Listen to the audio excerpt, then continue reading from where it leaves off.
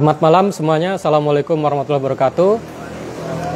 Alhamdulillahirrahmanirrahim. Pada malam ini kita bisa melakukan pengajian, melanjutkan pengajian kali ini dengan model hybrid. Jadi selain ada yang hadir di alamat di sini di Joglo Isnu, Kabupaten Banyumas, di Jalan Muhammad Besar, Kutasari, Purwokerto, ada juga yang mudah-mudahan juga hadir secara daring melalui Facebook Live di akun saya Hari Ini Saja. Nah, malam ini bagi yang belum pernah mengikuti, kita akan mengkaji buku karya Edward Said, yaitu Orientalism, yang merupakan sebuah mahakarya yang ditulis pada tahun 1980-an yang memaparkan tentang kira-kira bagaimana pandangan Barat terhadap dunia Timur. Sebetulnya kami mengaji buku ini sudah cukup lama, dimulai pada tahun 2022 sampai dengan 2023. Itu pertama itu awalnya secara online karena situasi pandemi saat itu. Kemudian tahun 2023 kita lanjutkan secara luring, tapi tetap ada rekamannya yang saya cantumkan di channel YouTube saya, yaitu Haryadi. Kemudian dua pertemuan kemarin kita lanjutkan secara luring, cuman rekamannya ada di Spotify. Itu tautannya nanti kalau diperlukan akan saya cantumkan di situ. Nah, sekarang pada pertemuan ini kita setelah 2 tahun itu kita sudah atau baru sampai pada halaman 91 ya dari buku Edward Said ini ya. Yang ini kira-kira baru sekitar seperempatnya ya. Jadi 2 tahun itu baru seperempatnya. Nggak tahu apakah masih perlu waktu 6 tahun lagi untuk betul-betul selesai membaca buku ini ya, atau mungkin lebih cepat lagi. Nah, minggu kemarin kita sudah sampai pada halaman 91 ya. Bagi yang punya bukunya baik secara cetak maupun secara elektronik bisa membuka halaman 91 di mana kita sampai pada paragraf sebelum paragraf terakhir ya. Jadi kita pada pertemuan sebelumnya yang sudah terekam dalam bentuk podcast di Spotify sudah sampai pada halaman 91 paragraf sebelum paragraf terakhir. Nah, kita akan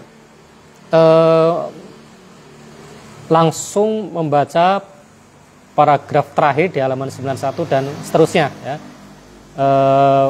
Mungkin akan ya kita nanti sampai sekitar ya kira-kira 1,5 jam ya, maksimal 1,5 jam ya. Baik, silakan bagi yang sudah punya bukunya dibuka halaman 91 ya. Sebelum bab 4 itu krisis. Nah, kita masuk paragraf terakhir sebelum krisis. Seperti biasa saya akan bacakan kalimat per kalimat. Nah, kemudian setelah satu paragraf selesai, coba kita bahas paragraf tersebut. In the Suez Canal, we see the logical conclusion of Orientalist thought and more interesting of Orientalist effort. Dalam gagasan tentang terusan Suez, kita melihat sebuah kesimpulan logis dari Orientalisme, ya, pemikiran Orientalis, dan lebih menarik lagi upaya dari para Orientalis. To the West, Asia had one represented silent distance and alienation. Islam was militant hostility to European Christianity. Bagi Barat, Asia itu pernah mewakili jarak yang jauh dan sesuatu yang asing ya, di mana Islam itu dulunya merupakan sesuatu yang mengancam ya, secara militan kepada Kristianitas Eropa ya. To overcome such redoubling constant, the Orient needed first to be known, then it invaded and possessed, and then recreated by scholars, theologians, and judges who disinterred forgotten languages, histories, races, and cultures in order to position them beyond the modern Oriental canon as the true classical Orient that could be used to judge and rule the modern Orient. untuk mengatasi ancaman yang membahayakan seperti itu ya. Jadi yang timur atau dunia timur itu pertama-tama harus diketahui lebih dulu ya. Setelah diketahui lebih dulu, kemudian diinvasi, diserbu, dan kemudian dimiliki ya.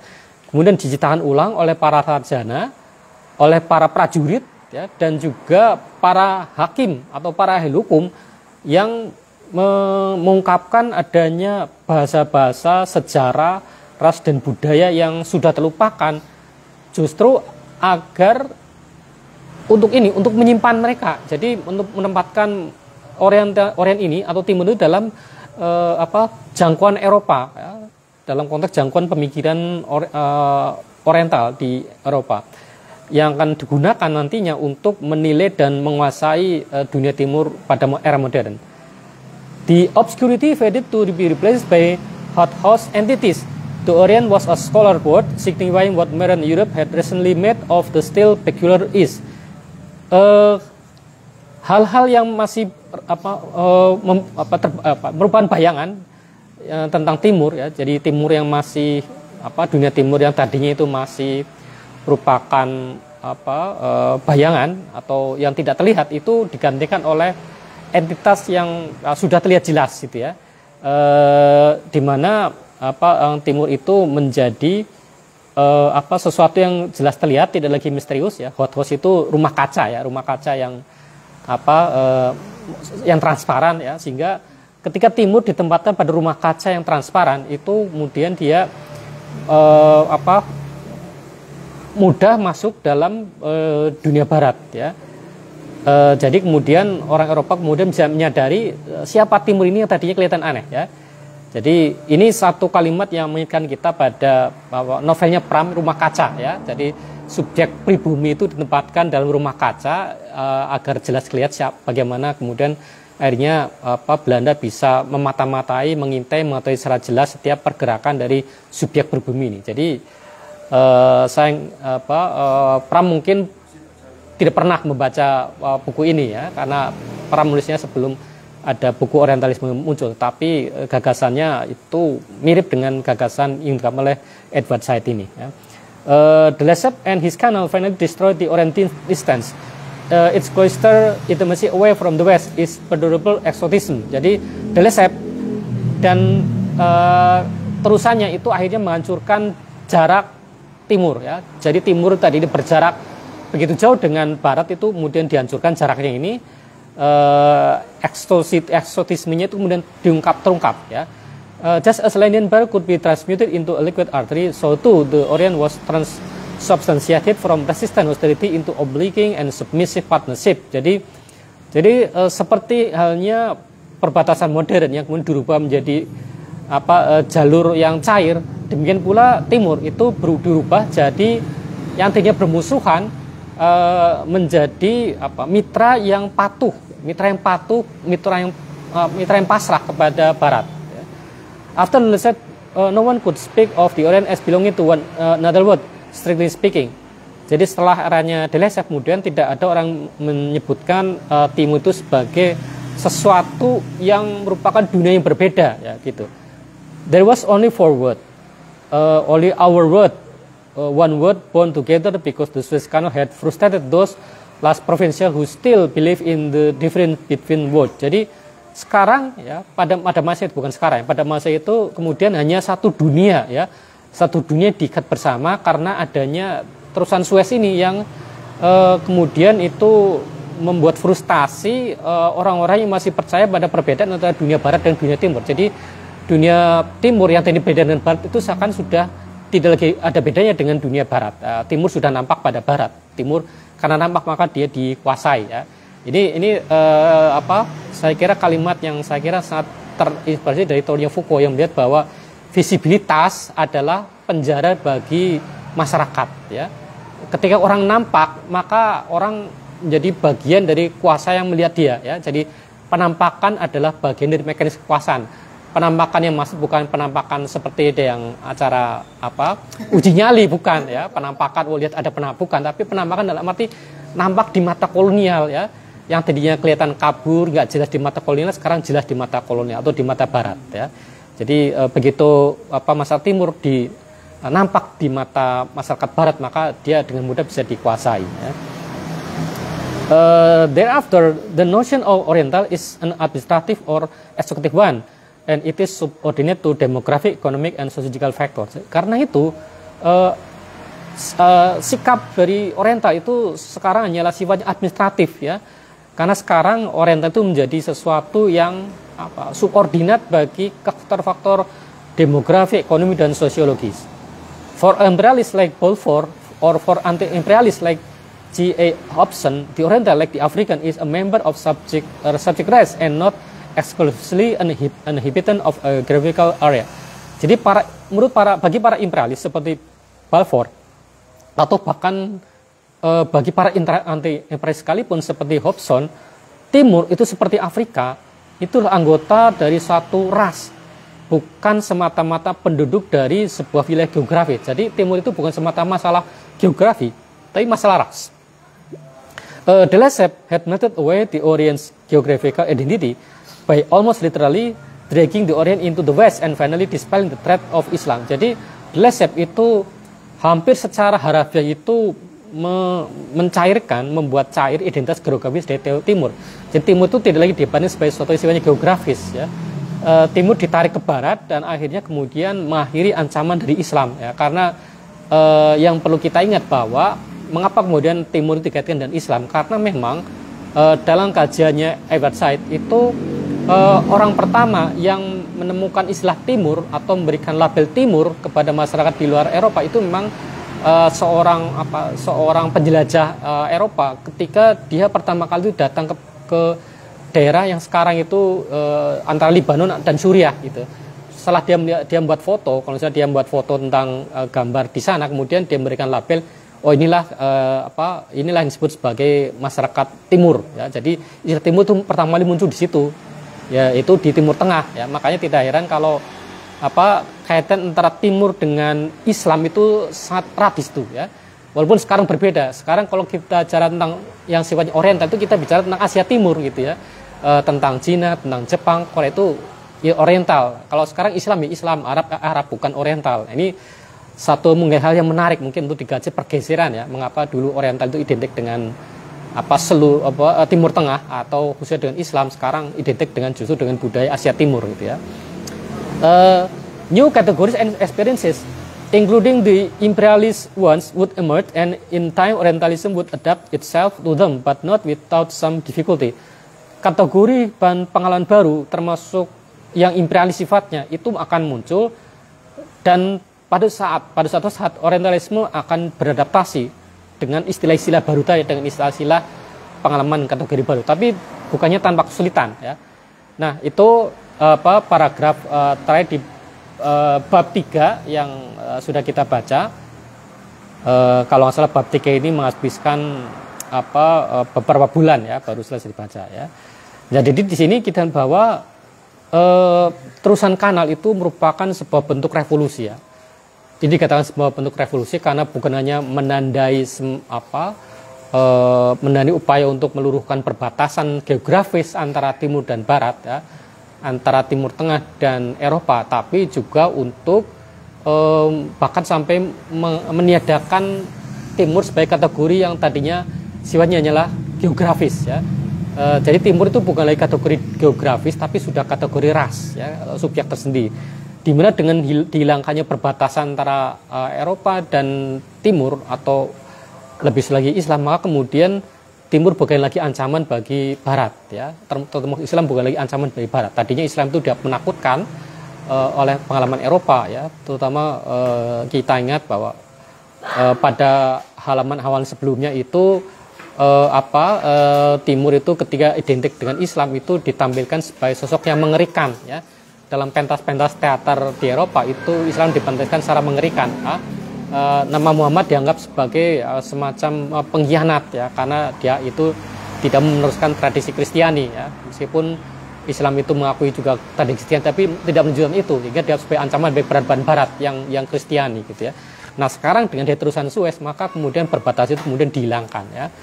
Dan kan dihilangkan, maka kemudian Barat bisa merengkuh Timur dianggap sebagai sesuatu yang lebih dekat dengan Barat, dan kemudian karena lebih dekat maka lebih mudah untuk dikuasai, ya. Apa kira-kira kesimpulan dari paragraf ini. Jika misalnya ada yang ingin berkomentar atau punya penafsiran yang berbeda dari rekan-rekan di sini, dipersilahkan.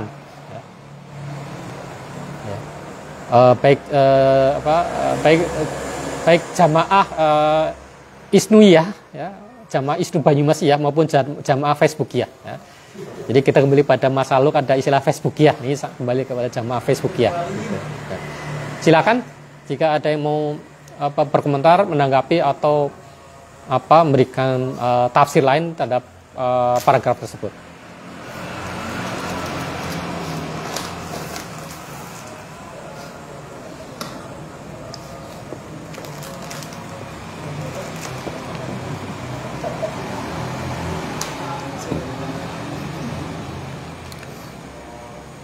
Ada komentar atau tanggapan?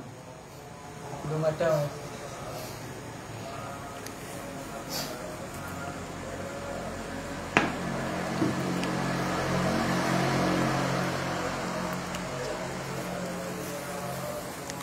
Oke, atau kita lanjut dulu ke bab 4. Oke. Bab 4 ya, krisis ya. It may appear strange to speak about something or someone as holding a textual attitude.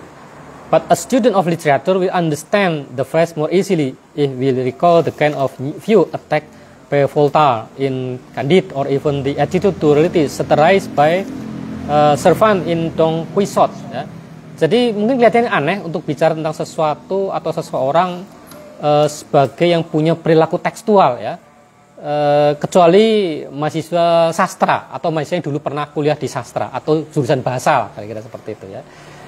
Ini dulu kuliahnya di bahasa ya. Nah, seorang mahasiswa sastra akan paham bahwa frase perilaku tekstual itu ya lebih mudah memahami frase tekstual jika ingat jenis pandangan yang diserang oleh Voltaire dalam bukunya Candide, atau perilaku terhadap realitas yang disatirkan oleh Servan dalam bukunya atau novelnya tentang Don Quixote ya. Don Quixote itu sebetulnya adalah sebuah teks sastra yang sangat penting. Jadi bukan semata-mata cerita tentang playboy ya. Orang sekarang ingatnya Don Quixote itu seorang playboy, padahal ada hal yang lebih lebih kaya lagi tentang Don Quixote. Bukan semata-mata tentang kisah seorang playboy gitu ya. Tapi itu mungkin menarik untuk dibahas pada kesempatan berikutnya, bahas tentang novel Don Quixote ini ya. What seems unexceptionally good sense to this writer is that it is a fallacy to assume that the swarming, unpredictable, and problematic mess in which human beings live can be understood on the basis of what books texts say. To apply what one learns out of a book literally to reality is to risk folly or ruin. Jadi apa yang kelihatannya itu biasa ya, biasa menurut para penulis ini ada sebuah keliru untuk berasumsi bahwa kekacauan yang dialami oleh umat manusia yang dalam kehidupan manusia itu dapat dialami berdasarkan apa yang dikatakan oleh buku ya. Untuk menerapkan apa yang orang pelajari dari buku itu langsung pada realitas itu sebuah risiko ya, yang harus dialami ya. Jadi adalah sebuah kekeliruan jika orang itu setelah baca buku kemudian menerapkan langsung apa yang dia baca langsung pada kenyataan. Itu adalah sebuah risiko tersendiri gitu ya. Tidak mudah langsung menerapkan apa yang dibaca dalam kenyataan. One would no more think of using Amadis of Gaul to understand 16th century or present day in Spain than one would use the Bible to understand, say, the House of Commons. Orang tidak akan berpikir menggunakan Amadi Gaul untuk memahami Spanyol sama saja seperti orang menggunakan Injil untuk paham tentang misalnya tentang DPR gitu ya. Jadi sama-sama ada kesulitannya meskipun Amadi Gaul itu tentang novel atau karya sastra tentang dunia Spanyol abad 16, tapi bukan berarti kemudian memahami buku sastra tentang abad 16 itu sama saja memahami kenyataan tentang Spanyol itu sendiri ya. But clearly people have tried and do try to use text in so simple-minded way, for otherwise Candide and Don Quixote would not still have the appeal for reader that they do today. Tapi jelas orang itu berusaha dan ya telah berusaha dan terus-menerus berusaha untuk menggunakan teks dengan cara yang terlalu gampangan ya, sehingga kemudian, dan itu sebabnya maka Candide dan Don Quixote itu kemudian masih punya masih punya appeal, masih punya pesona bagi para pembaca ya, yang sampai sekarang juga masih itu ya, masih punya pesonanya. It seems a common human falling to prefer the cinematic authority of a text to the disorientation of direct encounter with human. Nampaknya bahwa umat manusia itu cenderung itu memilih otoritas teks daripada pertemuan langsung dengan manusia yang membingungkan. Jadi orang lebih memilih untuk baca buku daripada bertemu langsung dengan manusia gitu ya. Karena dianggap itu teks itu memang sebenarnya sudah mewakili kenyataan ya. Entah apakah itu misalnya itu juga ya berpengaruh sehingga kemudian misalnya mahasiswa sekarang itu lebih suka meneliti teks daripada meneliti manusia secara langsung ya. Jangan-jangan ada kaitannya ya, memilih penelitian tekstual daripada penelitian tentang masyarakat langsung. Jangan-jangan ini karena tidak mau membaca kenyataan begitu kompleks, jauh lebih kompleks dari sebuah teks gitu ya.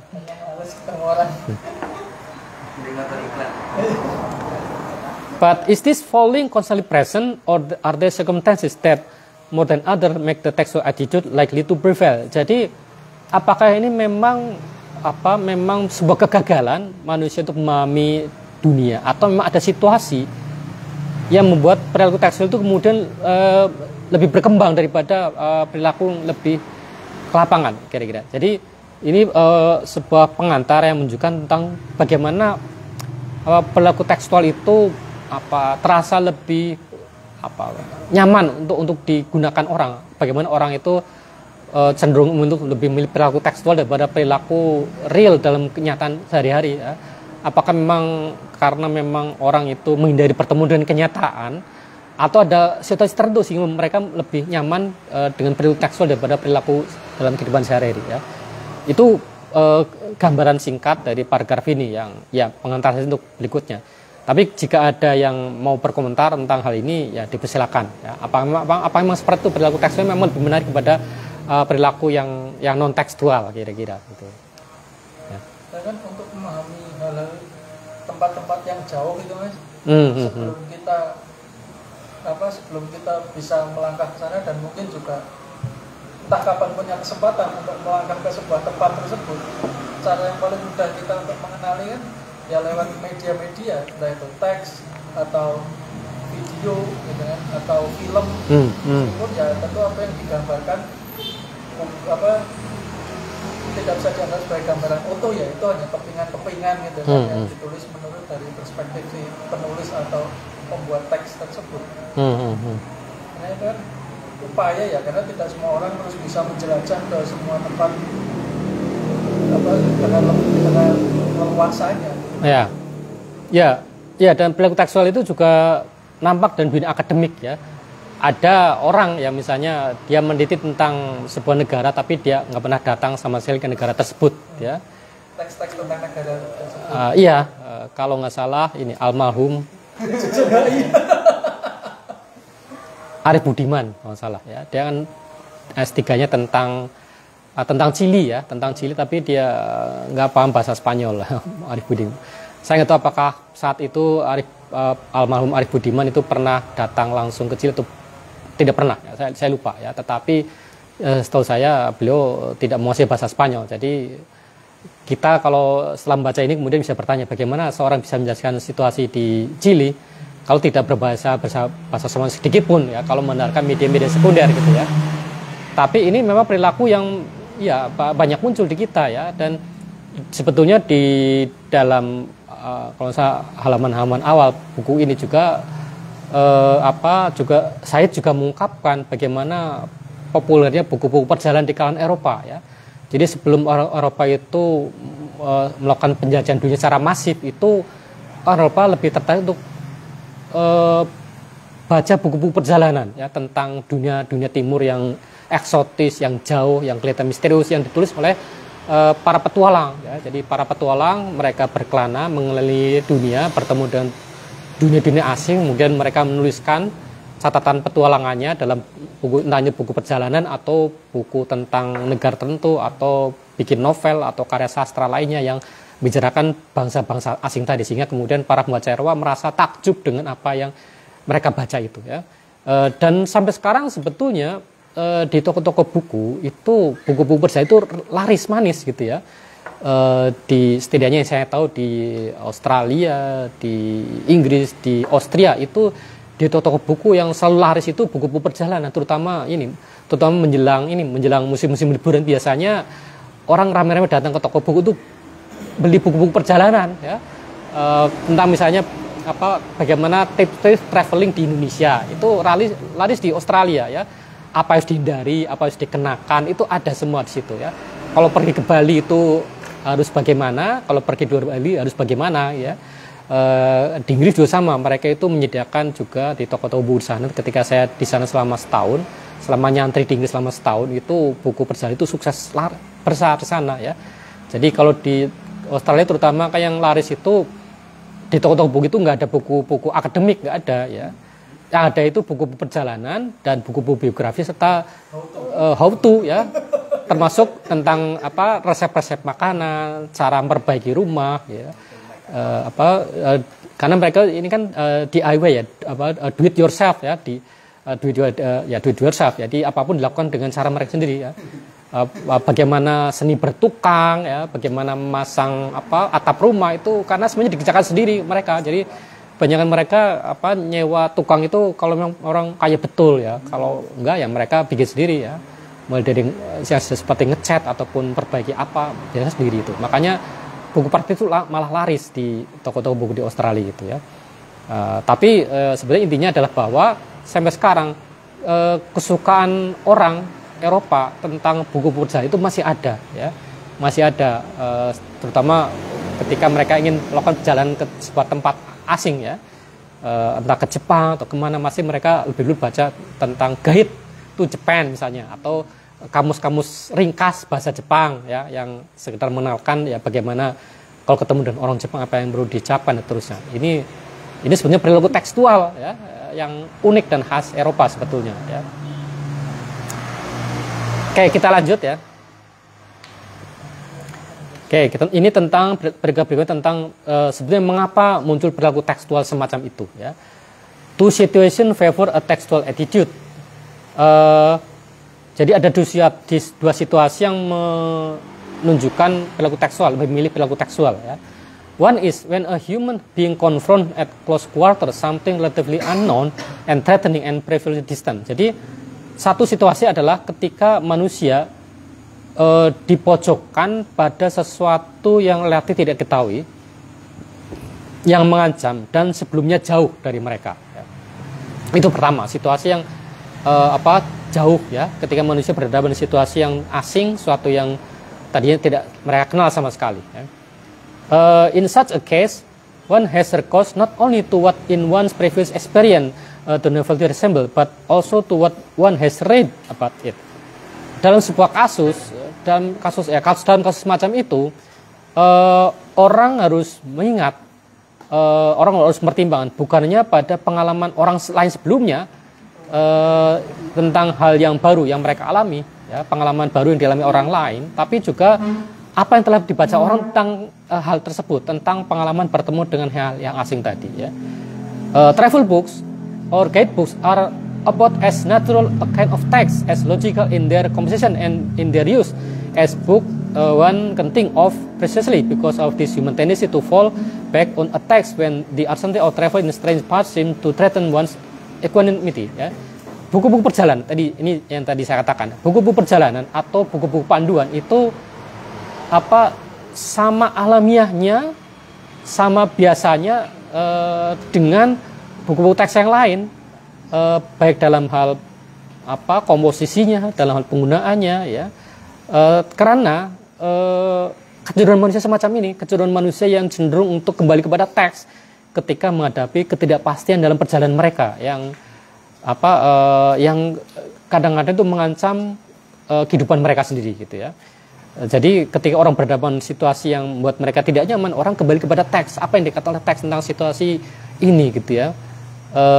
Dan itu hampir merupakan suatu kecenderungan ya entah alam entah tidak, bahwa kalau kita itu bertemu dengan sesuatu yang asing, kita kemudian baca teks ya. Ketika kita menjumpai makhluk yang sebenarnya tidak pernah kita hadapi, itu kita baca teks ya. Kita, nah kalau sekarang kita tanya ke Mbah Google ya tentang apa itu gitu ya. Misalnya ada orang misalnya belum menghadapi situasi di mana misalnya keran airnya untuk wudhu bocor, nah dia harus diganti. Nah itu sudah hari libur, tidak ada tukang bisa dipanggil, mau tidak mau dia harus memperbaiki sendiri ya. Sehingga dia kembali pada teks ya, atau ini baca petunjuk dari Mbah Google.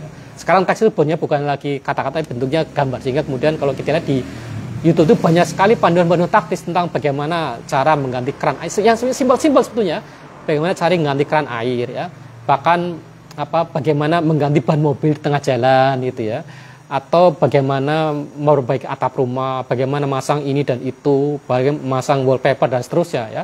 Orang kembali pada teks ketika menghadapi situasi yang asing seperti ini ya. Ini kecenderungan hampir merupakan seperti kecenderungan alamiah ya.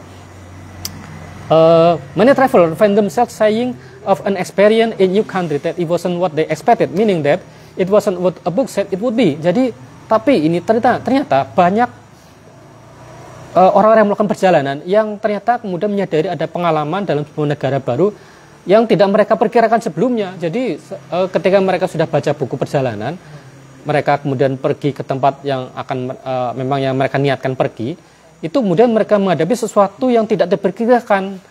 Artinya ini tidak seperti ada dalam buku gitu ya. Ini juga pengalaman yang saya kira mungkin teman-teman juga pernah alami. Mungkin dulu ada yang punya pengalaman pertama kali ke Arab Saudi misalnya untuk kerja atau apapun gitu ya. Ternyata sebelumnya mungkin sudah baca teks, Arab Saudi kayak gini, ternyata beda dengan apa yang saya alami gitu ya. Kemudian kadang-kadang kita bingung menghadapi situasi itu karena kita tidak ada panduannya gitu ya untuk menghadapi situasi tadi ya. Kebanyakan orang itu sifatnya tidak adventurous. Kalau adventurous kan menghadapi apapun yang ada di jalan dengan tenang karena ya namanya petualangan seperti itu ya. And of course, many writers of travel book and guidebooks compose them in order to say that a country is like this or better, that is colorful, expensive, interesting, and so forth. Jadi tentu saja banyak penulis buku perjalanan atau buku panduan itu membuatnya untuk mengatakan bahwa negara ini seperti itu, atau berwarna, lebih berwarna-warni, mahal, menarik, dan seterusnya ya. Tidak mencoba untuk menunjukkan sesuatu yang merugikan dari pembaca ya, tidak mencoba menyampaikan sesuatu yang kadang-kadang ya di lapangan makanya berbeda dari apa yang mereka baca sebelumnya gitu ya. Ini juga misalnya dalam buku perjalanan itu tidak menyebutkan misalnya kalau mau ke Jepang ya, ini juga saya alami sendiri. Ketika saya mau ke Jepang, saya baca beberapa buku tentang Jepang. Itu nggak pernah ada cerita di situ bahwa orang Jepang itu rata-rata tidak bisa bahasa Inggris, nggak ada ceritanya gitu ya. Ternyata kenyataannya tidak seperti itu. Ternyata saya pikir tidak ada ceritanya bahwa menu ya, kita bicara menu ya, ada yang baru tentang menu ya. Menu makanan di Jepang itu rata-rata dalam tulisan kanji ya, bukan dalam bahasa Inggris, nggak ada ya. Jadi menu makanan di Jepang yang ada bahasa Latinnya atau huruf Latin dan bahasa Inggris itu hanya menu makannya ada di restoran yang mahal, ya, restoran yang kelas atas atau di hotel itu baru ada yang bertulisan Latin dan berbahasa Inggris. Lainnya itu dengan tulisan kanji dengan bahasa Jepang, ya. Itu kenyataan yang tidak pernah ada dalam buku perjalanan gitu ya. Jadi dan itu yang membuat kadang harus melakukan improvisasi gitu ya. The idea is either case is that people, places, experiences can always be described by a book. So much so that the book or text acquires a greater authority and use even that the activity it described. Jadi gagasan adalah bahwa dalam dua kasus tadi, kasus pertama di mana manusia itu berjumpa dalam situasi yang tidak mereka kenal, kemudian dalam kasus kedua itu pengalaman yang tidak mereka harapkan, ya, kembali pada ke teks, gitu. Itu menunjukkan bahwa orang tempat dan pengalaman dapat selalu dijelaskan oleh sebuah buku, sehingga buku atau teks itu memiliki wewenang yang lebih besar ya, daripada pengalaman real, daripada pengalaman otentik ya, dan bahkan kadang-kadang lebih otoritas buku, otoritas teks lebih besar daripada aktualitasnya ya. Jadi teks punya kuasa melampaui aktualitasnya yang dijelaskan oleh teks tadi ya. Jadi yang menjelaskan lebih berkuasa daripada yang dijelaskan. Nah ini hal yang menarik yang ada dalam gagasannya Said ini ya. The comedy of Fabrice del Dongo's research for the Battle of Waterloo is not so much that he failed to find the battle, but that he looks for it as something text have taught him about. Jadi komedi tentang pencarian Fabrice del Dongo tentang pertempuran Waterloo itu tidak semata-mata tentang bukan hanya dia gagal untuk menemukan pertempuran Waterloo, tapi dia mencari sesuatu yang dikatakan oleh teks terhadap pertemuan itu. Jadi yang dia cari adalah apa yang dikatakan oleh teks tentang pertempuran Waterloo tadi. Ya, jadi sama, kita hanya ketika kita melakukan perjalanan ke tempat yang jauh yang belum pernah kita datang itu, akhirnya kita mencari sesuatu yang dikatakan oleh teks tentang tempat tadi ya, bukan tempat itu sendiri, tapi jadi bukan tempat itu sendiri berbicara pada kita, yang bicara pada kita adalah teksnya atau yang menjelaskan tentang tempat tadi ya. Ini menunjukkan betapa berkuasanya teks itu di depan kita ya. Itu ya kesimpulan dari paragraf ini. Jadi, silakan ada yang mau menanggapi atau berkomentar tentang paragraf ini ya, silakan.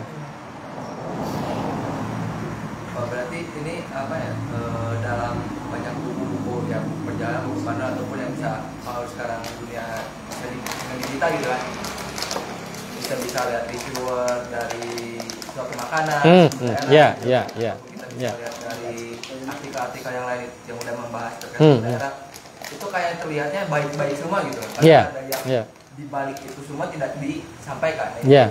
Kalau bisa dipertanyakan kenapa orang yang berreview itu tidak menunjukkan hal-hal yang buruk gitu kan. Sedikit pada para penulis blog ataupun yang reviewer di YouTube itu melihat suatu negara gitu kan, suatu negara atau suatu kota, suatu daerahnya itu mereka membawa yang baik-baik aja, yang buruknya suka dihilangkan gitu kan.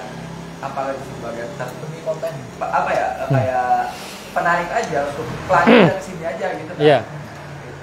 Dan sekarang juga terbodohi dengan kayak misal panduan dari Tuan Kasab dalam paragraf itu kan subjektif juga, kembali itu subjektif, masing-masing rasakan beda juga.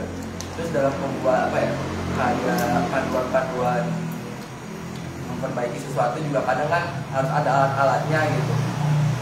Apakah bisa saya melihat kayak apakah hal-hal yang disampaikan dari teks itu belum sepenuhnya benar gitu. Iya. Dan sebenarnya maka kita harus merasakan lagi empiris sendiri gitu kan, coba-coba lagi aja walaupun nanti gagal. Ya, jadi teks itu mengeksotikan sebuah tempat atau sebuah pengalaman, gitu ya. Sama halnya seperti menu kedai kopi itu dieksotikan ataupun iklan khusus itu dikritisi gitu kan. Iklan tentu. Ya.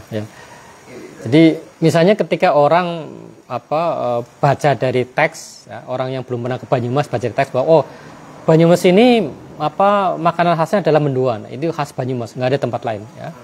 Jadi mendoan dianggap sebagai produk lokal ya. Padahal kita bicara mendoan itu apa yang menyusun mendoan itu? Kan ada tepungnya ya. Tepungnya itu produk mana tepungnya itu ya. Atau kemudian mendoan itu kan dari kedelai ya. Sebenarnya mendoan ini kan tempe ya. Kedelainya mana? Impor atau lokal ya. Kemudian jangan-jangan tepungnya juga tepung impor juga jangan-jangan ya. Jadi kemudian yang lokal yang mana dari mendoan itu ya. Oke, minyak gorengnya ya, minyak goreng belum tentu juga, meskipun ada minyak goreng lokal tapi ada juga minyak goreng impor juga. Jadi belum tentu. Jadi tergantung susunan bahannya. Jadi kalau mau menyebut mendoan ini produk lokal harus lihat ini, harus teliti ini minyaknya minyak mana itu ya, kemudian kedelainya kedelai mana, tepungnya tepung mana gitu ya. Nah, mungkin cuma penjualnya saja ya. Pancinya juga belum tentu juga, jangan-jangan pancinya buatan Cina, jangan-jangan itu ya. Jadi apa yang lokal dari mendoan kalau begitu kan? Ya. Tapi itu muncul ya, itu dalam buku perjalanan nggak ada ya, nggak ada dalam konten-konten di YouTube itu nggak ada tentang mendoan itu belum tentu merupakan produk lokal ya, seperti itu ya. Itu ya. Jadi itu menunjukkan betapa berkuasanya teks itu dalam kesadaran kita ya. Teks itu membuat kita nyaman dengan kenyataan ya. Jadi ada orang merasa sudah jalan-jalan, dia bisa menjelaskan, oh di kota San Francisco jembatannya seperti ini, lontongnya sebegini. Nah, emang kamu pernah ke sana? Enggak, saya lihat di YouTube ya. Saya lihat di YouTube, lihat di film-film tentang San Francisco. Wah, kalau gitu sih saya juga iya gitu ya. Sebelum pernah juga kawan siswa juga gitu ya. Tidak pernah mengalami ini apa yang ada di situ ya. Itu saya kira itu situasi pertama, itu baru situasi pertama ya. Nah, situasi kedua adalah ada di paragraf berikutnya ya. A second situation favoring the textual attitude is the appearance of success. Ya. Situasi kedua yang memihak perilaku tekstual adalah munculnya kesuksesan atau adanya kesuksesan. Ya. If one reads a book claiming that lions are fierce and then encounter a fierce lion, I simplify of course, the chances are that one will be encouraged to read more books by that same author and believe them. Jika orang baca buku yang mengklaim bahwa singa itu buas dan menghadapi singa yang buas, ya ini menyederakan ya, karena tidak semua singa buas sebetulnya ya. Peluangnya adalah bahwa orang akan terdorong untuk baca lebih banyak buku tentang singa ya, oleh pengarang yang sama dan percaya pada mereka ya. Jadi kalau kita ketemu singa yang buas seperti jelas oleh buku, maka kesempatannya kita akan baca lebih banyak buku lagi oleh pengarang buku tersebut yang cerita tentang singa itu buas ya. But if in addition the lion book instruct one how to deal with a fierce lion and the instruction work perfectly, then not only will the author be greatly believed, he will also be impelled to try his hand at other kind of written performance. Jadi selain itu buku tentang singa ya, jika buku tentang singa itu memberikan perintah, memberikan instruksi tentang bagaimana harus berhadapan dengan singa yang buas dan instruksinya berhasil, maka pengarangnya bukan hanya percaya terhadap apa yang dia tulis sendiri, dia juga akan terdorong untuk mencoba-coba bentuk-bentuk penampilan tertulis lainnya, mencoba semakin banyak mencoba lagi si pengarang yang senang dengan tentang sukses instruksinya itu. There's a rather complex dialectic of reinforcement by which the experience of readers in reality are determined by what they have read. And this in turn influence writer to take up subject defined in advance by readers' experience. Ada sebuah dialektika penguatan yang kompleks ya, yang dialami oleh para pembaca yang dalam kenyataan ditentukan oleh apa yang mereka lihat ya. Jadi pengalaman pembaca sering ditentukan oleh apa yang mereka lihat. Dan sebaliknya kemudian itu mengaruhi penulis untuk mengambil subjek subjek yang didefinisikan oleh pengalaman pembaca. Jadi ada dialektika antara pembaca dengan penulis. Ketika instruksinya sukses, ketika buku petunjuknya benar terbukti, maka kemudian pembaca itu senang dengan mereka baca ya. Tapi sebaliknya itu membuat penulis juga kemudian terpengaruh oleh pengalaman pembaca yang merasa senang itu ya. Jadi mereka akan lebih banyak menulis tentang hal yang sama. A book on how to handle a fierce lion then cause a series of books to be produced on such subject as the fierceness of lion, the origins of fierceness, and so forth. Jadi buku tentang bagaimana menangani singa yang ganas akan menyebabkan serangkaian buku tentang subjek-subjek seperti keganasan singa atau asal-usul keganasan dan seterusnya. Ya. Similarly, as the focus of the text centers more narrowly on the subject, no longer lion but their fierceness, we might expect that the ways by which it is recommended that lion's fierceness beyond it we actually increase its fierceness, force it to be fierce, and that is what it is, and that is what in essence we know or can only know about it. Jadi sama juga bahwa ketika fokus tentang teks itu lebih memusat ya pada subjek tertentu yang bukan lagi singa tapi tentang keganasan singa, jadi lebih sempit, jadi bukan singa tapi keganasannya, itu kita akan melihat bahwa ini keganasan singa itu bagaimana itu akan meningkatkan keganasannya. Jadi ketika orang menangani keganasan singa, maka singanya akan lebih ganas lagi gitu ya, akan meningkatkan keganasannya lagi ya. Jadi keganasan singa yang bisa ditangani akan lebih meningkatkan keganasan singa itu sendiri ya. Memaksa menjadi ganas karena ya memang seperti itu ganasnya ya, dan itu yang esensinya apa yang kita tahu atau yang hanya ingin kita tentang itu. Jadi ketika kita itu membaca teks yang semakin spesifik ya. Jadi dulu kita baca tentang buku tentang singa yang ganas. Kemudian kita baca buku lagi oleh Penggalang Sama tentang keganasan itu sendiri. Maka kita akan semakin percaya memang itu singa itu betul-betul ganas ya. Keganasan singa jangan-jangan keganasan singa di buku jangan-jangan akan melampaui keganasan singa di dalam kenyataan sehari-hari gitu ya. Dan karena yang kita tahu cuma itu ya, dan itu yang kita tahu dan kita sebagai sebuah representasi di kenyataan. Padahal apa yang kita percaya tentang sesuatu akhirnya membuat kita lebih percaya tentang kepercayaan itu. Jadi kita percaya bukan kenyataan, tapi kepercayaan itu sendiri kita percayai gitu ya. Jadi akan semakin berlipat ganda kepercayaan itu. Jadi keganasan singa akan semakin berlipat ganda ketika kita percaya pada teks yang kita baca tentang keganasan singa ya. Ini jadi itu situasi kedua tentang perilaku tekstual yang jadi yang bahkan berpengaruh bagi penulisnya sendiri. Penulisnya mungkin ketika dulu nulis itu iseng-iseng, ternyata bukunya sukses, kemudian si penulis lebih spesifik lagi, lebih banyak menulis tentang hal yang sama, ya. Dan jadi kemudian dia percaya pada apa yang dia tulis sendiri, ya. Jadi tadinya mungkin dia setengah percaya, setengah tidak, asal nulis, tapi lama-lama setelah sukses, oh ternyata percaya, ya. Ternyata satu ternyata benar, ya, walaupun mungkin kebetulan saja. Dan itu yang sering kita baca, ya. Sering kita dalam kehidupan kita sehari-hari ya. Misalnya kalau kita kan sering misalnya atau bukan sering menemukan banyak buku-buku tentang cerita-cerita kesuksesan orang ya. Tips-tips menjadi orang sukses gitu ya. 7 jurus menjadi orang yang bahagia gitu ya. Ya. Ketika buku itu sukses, maka kemudian penulis akan membuat buku lain lagi tentang lebih banyak lagi tentang hal itu. Sehingga lama-kelamaan penulis percaya pada apa yang dia tulis sendiri gitu ya. Yang menurut penulis ada kebenaran karena pembaca percaya. Jadi yang seperti dipercaya oleh penulis adalah kepercayaan pembaca ya. Jadi ya percaya pada kepercayaan itu ya. Ini satu hal yang yang unik, yang menarik tentang betapa berkuasanya perilaku tekstual gitu ya.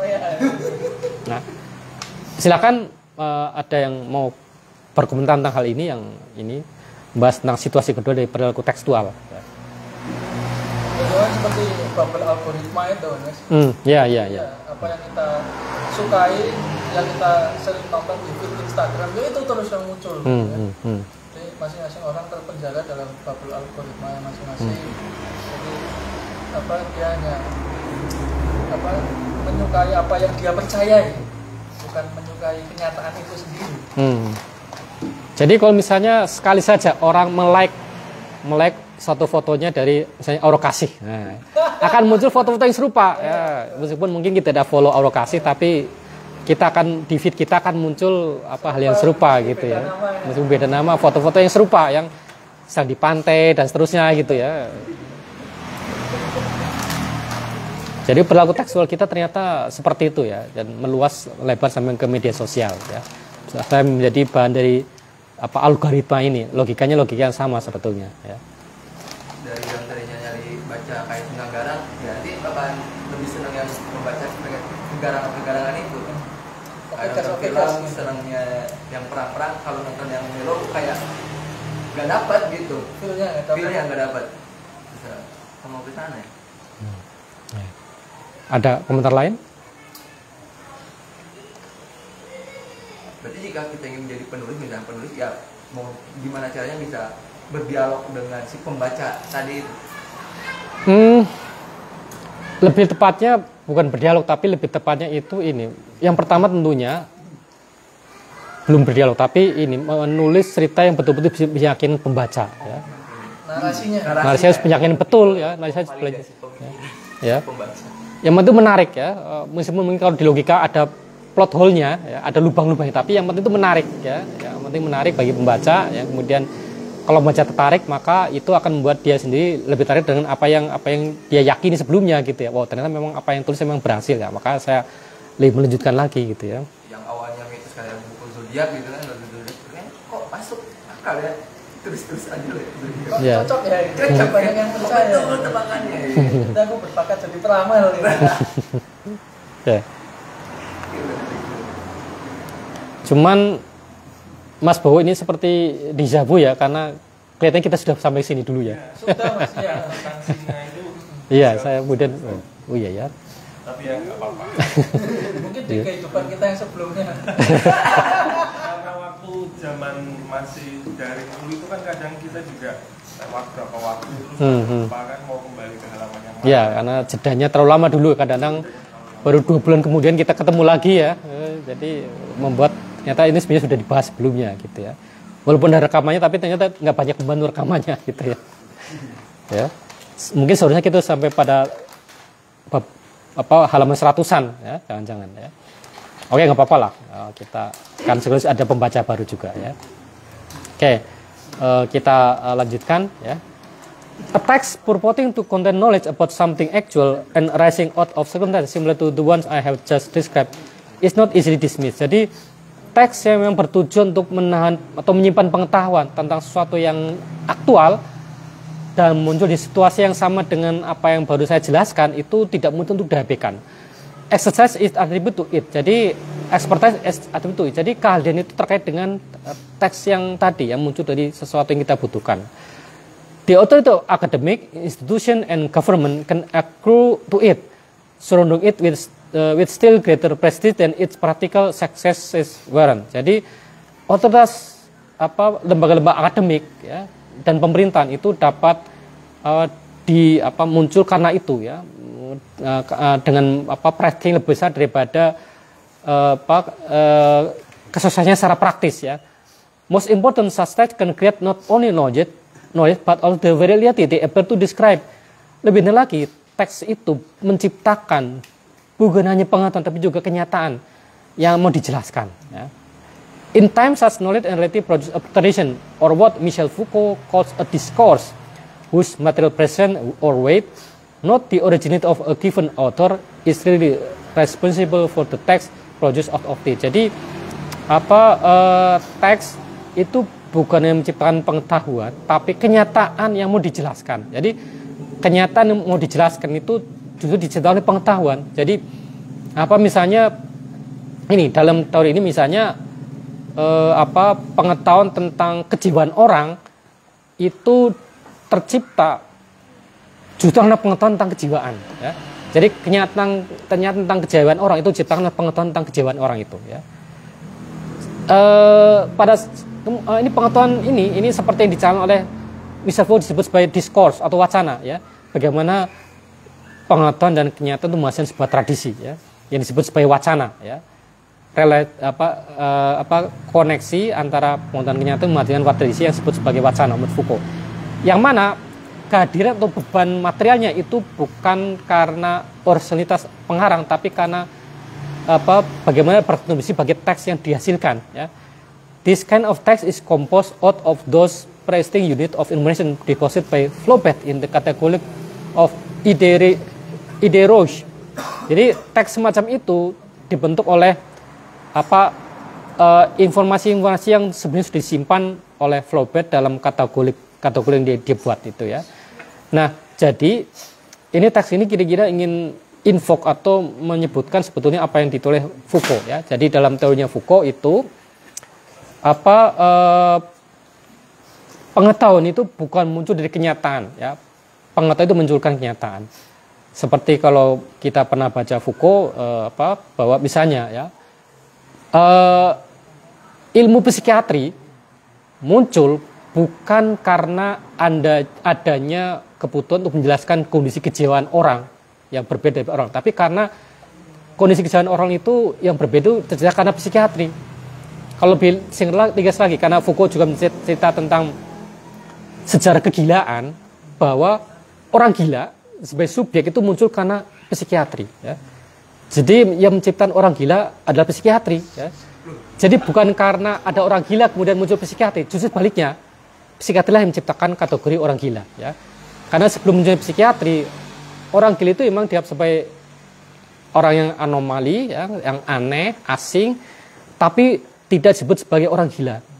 Kategori orang gila baru muncul setelah adanya ilmu psikiatri. Jadi psikiatri bertanggung jawab terhadap munculnya orang gila gitu. Kira-kira seperti itu. Jadi para psikiater itu yang menyebabkan orang gila, bukan sebaliknya gitu. Bukan karena ada orang gila maka ada psikiater ya. Itu teori seperti itu. Jadi ini juga sama ya. Jadi subjek timur terbentuk dari pengetahuan ya. Jadi bukan karena ada orang timur baru kemudian muncul pengetahuan tentang timur, tapi justru sebaliknya pengetahuan orang timur diciptakan untuk menghasilkan orang timur itu sendiri, kenyataan tentang orang timur sendiri. Jadi pengetahuan itu menciptakan kenyataan, itu yang kira-kira ingin disampaikan oleh Said dalam paragraf ini ya. Jika ada komentar atau pertanyaan atau tafsiran terhadap paragraf ini, saya persilakan. Boleh masuk, Mas. Ya. Kalau tadi sempat Alfian juga berbicara, sebetulnya teks dan kecenderungan perilakunya di zaman ini tentang hubungan antar peradaban itu bisa jadi masih sama ya.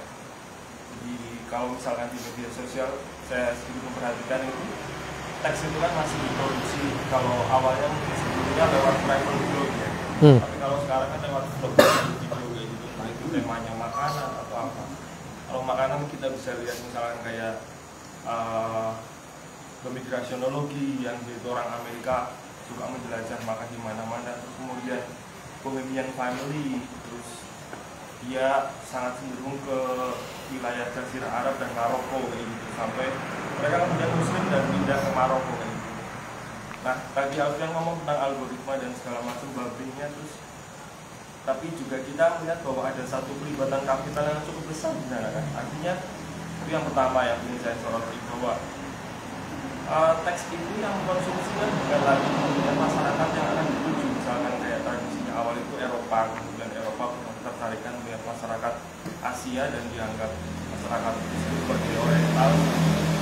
Tapi kecenderungannya kalau kita lihat di medsos itu yang melihat itu kebanyakan udah orang kita sendiri. Jadi siapa yang menciptakan narasi tentang orang yang lain, tapi yang menanggung lingkungan itu malah bukan orang yang dinarasikan, tapi malah pihak yang menceritakan kan. Kayak kita bisa melihat berbagai travel channel, vlog, kemudian profil-profil besar di YouTube dan sekarang terintegrasi dengan Meta itu mendapatkan banyak kapital dari situ. Itu yang pertama. Nah, ini agak sedikit satir ya, aku melihatnya sebagai hal seperti itu. Tetapi ada satu yang membangunnya dalam counter narasi, atau menurutku itu lebih idealnya kita lihat sebagai bahwa kita menceritakan diri kita sendiri itu Jepang. Jadi NHK itu contohnya, NHK itu punya satu seri sangat banyak, saya mengkoleksinya jujur aja, tentang berbagai makanan yang ada di Jepang, bahkan tentang Kyoto, ibu kota lama Jepang, tradisinya apa aja, tentang sepatu, tentang sandal, tentang selokan yang bisa untuk memelihara ikan koi gitu. Bahkan satu pasar itu, aku lupa nama pasarnya apa, di Jepang, dia diceritakan bagaimana hulu ke hilirnya. Kalau ngomong hilir Indonesia ini kan lagi karut-marut yang ngomongnya, hilirisasi yang mana nih? Semua hilirisasi sifatnya industri ekstraktif semua, tambang dan sebagainya. Tapi yang basisnya masyarakat agraris, produk agrarisnya itu malah merupakan. Aku pikir Jepang lewat NHK-nya itu punya kecenderungan untuk berada di wilayah yang berbeda dengan yang dinarasikan di media sosial, terutama Facebook dan YouTube. Jadi saya pikir yang pertama tadi polanya masih sama dengan bagian algoritma, kemudian dengan kapital, dan kalau boleh saya tambahkan tadi Jepang itu sebuah contoh yang mereka berani menarasikan dirinya sendiri. Kemudian kalau Made sempat ngomongnya itu, Made Supriyatna itu bilangnya politik makanan ya. Di makanan itu tentang identitas, dan Jepang itu sangat konsep dengan hal itu. Bahkan mereka jadi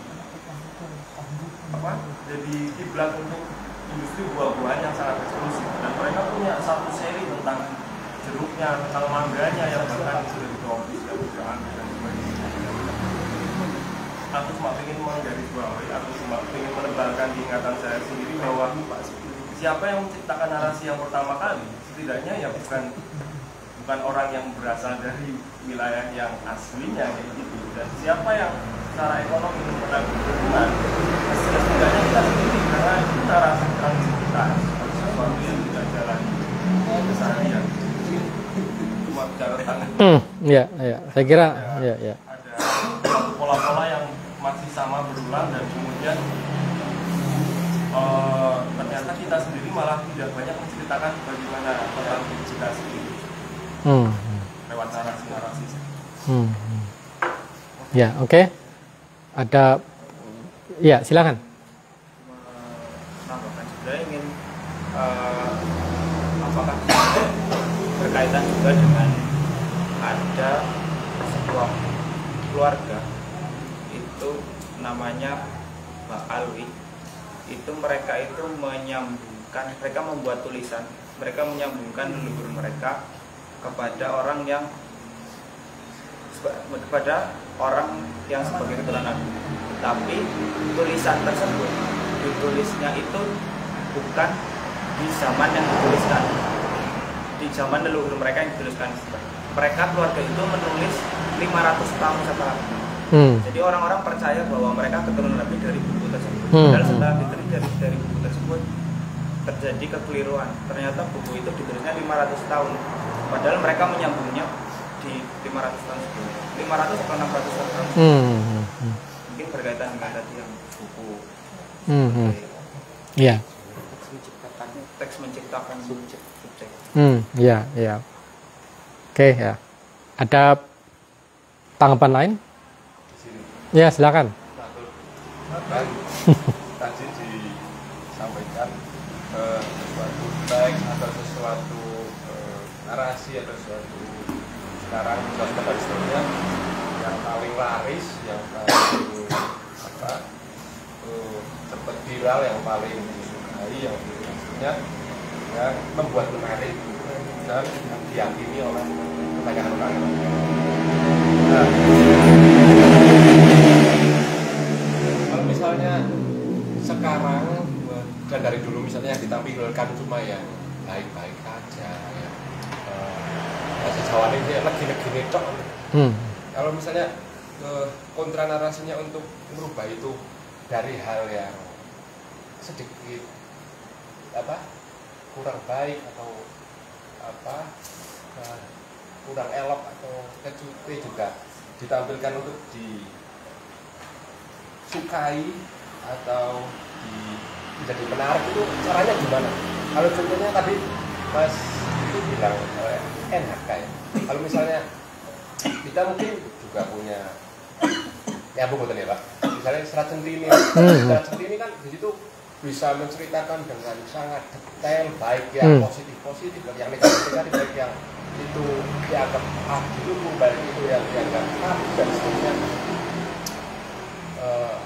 Pertanyaan saya misalnya sekarang era sosmed sekarang, bagaimana membuat narasinya jangan seperti itu, yang seperti Serat Centini itu. Contohnya misalnya kalau wisata ya Pak, di tempat wisata misalnya yang dinarasikan kan, saya contohkan misalnya Dieng ya. Dieng kan misalnya di situ ditampilkan yang indah-indah kok ya Pak. Misalnya golden sunrise, tempat langit dan seterusnya, yang jazz iya kan, tapi yang ditampilkan yang Instagram kan dia ngezon dia cuma itu, yang ditampilkan misalnya tentang kayak kerusakan alamnya, hal-hal yang berkaitan dengan konflik dan seterusnya. Orang melihat itu kayak malas. Ya pertanyaan saya biar tertarik melihat yang sisi lain itu gimana gitu. Ya, menarik tadi ketika menyebut tentang Serat Centini ya. Jadi ketika Serat Centini dijadikan sebagai acuan orang untuk membaca Jawa di masa yang lampau ya. Ya jangan-jangan Jawa di masa lampau itu kemudian ketika itu diciptakan, ketika Jawa yang masa lampau itu diceritakan lewat Centini dan orang menjadikan Centini sebagai rujukan, jangan-jangan ya Jawa yang di masa lampau adalah seperti yang diciptakan oleh Serat Centini. Jangan-jangan Serat Centini bukan cuma menceritakan Jawa di masa lampau, tapi menciptakan Jawa di masa lampau ya. Jadi Jawa di masa lampau tercipta karena Serat Centini itu, jangan-jangan ketika orang percaya pada Serat Centini. Jadi ini kuasa tekstual itu sekira seperti itu ya. Makanya kemudian sebetulnya ada satu istilah yang menarik ya, dari kisahnya Sun Gokong gitu ya. Pergilah ke barat untuk cari kitab suci ya. Bukan karena kitab suci pergilah ke barat ya. Jadi mencari kitab itu setelah ada pengalaman-pengalaman baru kemudian ketemu dengan kitab panduan itu ya. Jadi bukan sebaliknya. bayangkan saja jika misalnya Sun Gokong sebelum melakukan perjalanan itu baca kitab lebih dulu, jangan-jangan nggak akan melakukan perjalanan, jangan-jangan wah nggak perlulah, oh di sana seperti itu gitu ya. Jadi bacaan itu diperoleh justru setelah orang mengalami perjalanan atau selama menyelami aktualitas ya, setelah menyelami aktualitas pengalaman baru kemudian menyimpannya dalam bentuk teks ya, bukan sebaliknya. Itu kalau perilaku tekstual itu seperti itu. Tapi dalam konteks kembali ke kajian Oriental bahwa representasi tentang dunia yang asing itu kemudian punya kuasa yang begitu kuat menciptakan kenyataan dunia asing itu di mata orang Eropa ya. Jadi menurut para pembaca Eropa, buku-buku perjalanan, novel, gambar, lukisan tentang Timur itu dianggap kenyataan Timur itu sendiri ya. Jadi misalnya mereka menganggap ya Timur itu buas, tidak beradab, tidak bermoral ya. Itu ya dari gambaran-gambaran tadi yang dia lebih nyata daripada kenyataan sebelumnya gitu ya. Sehingga ketika mereka menjumpai bahwa Timur itu tidak seperti itu, mereka kembali lagi kepada teks lagi. Jangan-jangan perlu kita bikin teks yang baru gitu. Jadi dari teks menghadapi kenyataan muncul teks yang baru lagi. Ini dari si orang itu begitu yakin pada sebuah teks, maka itu akan munculkan teks-teks berikutnya lebih memperdalam keyakinan orang tadi ya. Jadi ini bagian dari penciptaan jaringan wacana pengetahuan yang munculkan sebuah kenyataan ya. Itu kira-kira apa yang dapat saya katakan tentang hal tadi itu. Ada tanggapan lainnya? Pak, berarti yang tadi kan disebutkan di paragraf itu ada apa ya? Di tekstual itu hasil dari informasi yang didepositorkan gitu kan, yang tadi penelitian terdahulu kalau dalam penelitian terdahulu itu seperti tadi contohnya ya apa kayaknya yang diinformasi dalam buku Edwin satu teks ini tuh nggak seperti ini loh di Oriental itu kan, orang Timur itu nggak seperti A gitu. Kayaknya kita harus buat informasi yang baru terkait Oriental yang baru gitu kan. Nah seperti halnya tadi yang situasi pertama tadi disebutkan kayak kalau kita mendapatkan dari satu informasi itu langsung diterapkan, itu suatu kebodohan yang disebutnya, kalau kesalahan lah gitu kan, kesalahan. Berarti dalam hal kita menerima informasi dari suatu daerah ataupun suatu ya menerima suatu informasi tertentu gitu kan, nggak semata-mata langsung diterapkan lagi, tetap harus ada skeptisnya atau dan skeptisnya itulah untuk membuat informasi yang baru, hal yang bisa antitesis dari itu gitu. Seperti halnya kayak kenyataan itu kan bermula dari pengetahuan, diciptakan dari pengetahuan sendiri. Tadi contohnya itu kan pasti orang gila itu diciptakan oleh psikiatri, padahal sebelum ada psikiatri itu orang gila nggak ada. Ya, jadi kalau dalam hal itu informasi itu memang tidak benar-benar valid kalau tidak ada hal yang penelitian terdahulunya itu, gitu Pak, atau gimana? Jadi ini bahkan validnya atau mungkin lebih umum benar tidaknya sebuah pernyataan itu ada beberapa teori gitu ya. Jadi pernyataan sebuah benar itu ada beberapa teori dalam filsafat itu ya. Apakah pernyataan dianggap sebuah kebenaran karena terkait dengan pernyataan sebelumnya gitu ya. Atau pernyataan benar itu karena terkait dengan kenyataan. Atau pernyataan benar itu karena tergantung siapa yang mengatakan, siapa yang menyampaikan pernyataan tadi. Itu kan ada banyak teorinya. Ada namanya teori yang melihat bahwa kebenaran itu tergantung dari siapa yang mengatakan atau siapa yang mengucapkan, atau bisa juga karena kaitan dengan realitas ya. Misalnya misalnya jika orang ingin tahu misalnya begini, ketika ada statement bahwa IKN adalah ibu kota yang menjanjikan bagi masa depan. Nah, dari manakah kita bisa mengecek pernyataan tadi? Apakah dengan melihat kenyataan di lapangan? Kalau di lapangan kan masih seperti itu, masih belum ada bahkan anggota DPR yang membuat undang-undang IKN itu mau pindah ke sana gitu ya, sehingga apakah itu merupakan menjanjikan? Kalau memang menjanjikan, mengapa anggota DPR mau pindah ke sana itu ya? Artinya kan nggak ada kaitan antara kenyataan dengan pernyataan ya. Atau dia benar karena siapa yang mengatakan ya.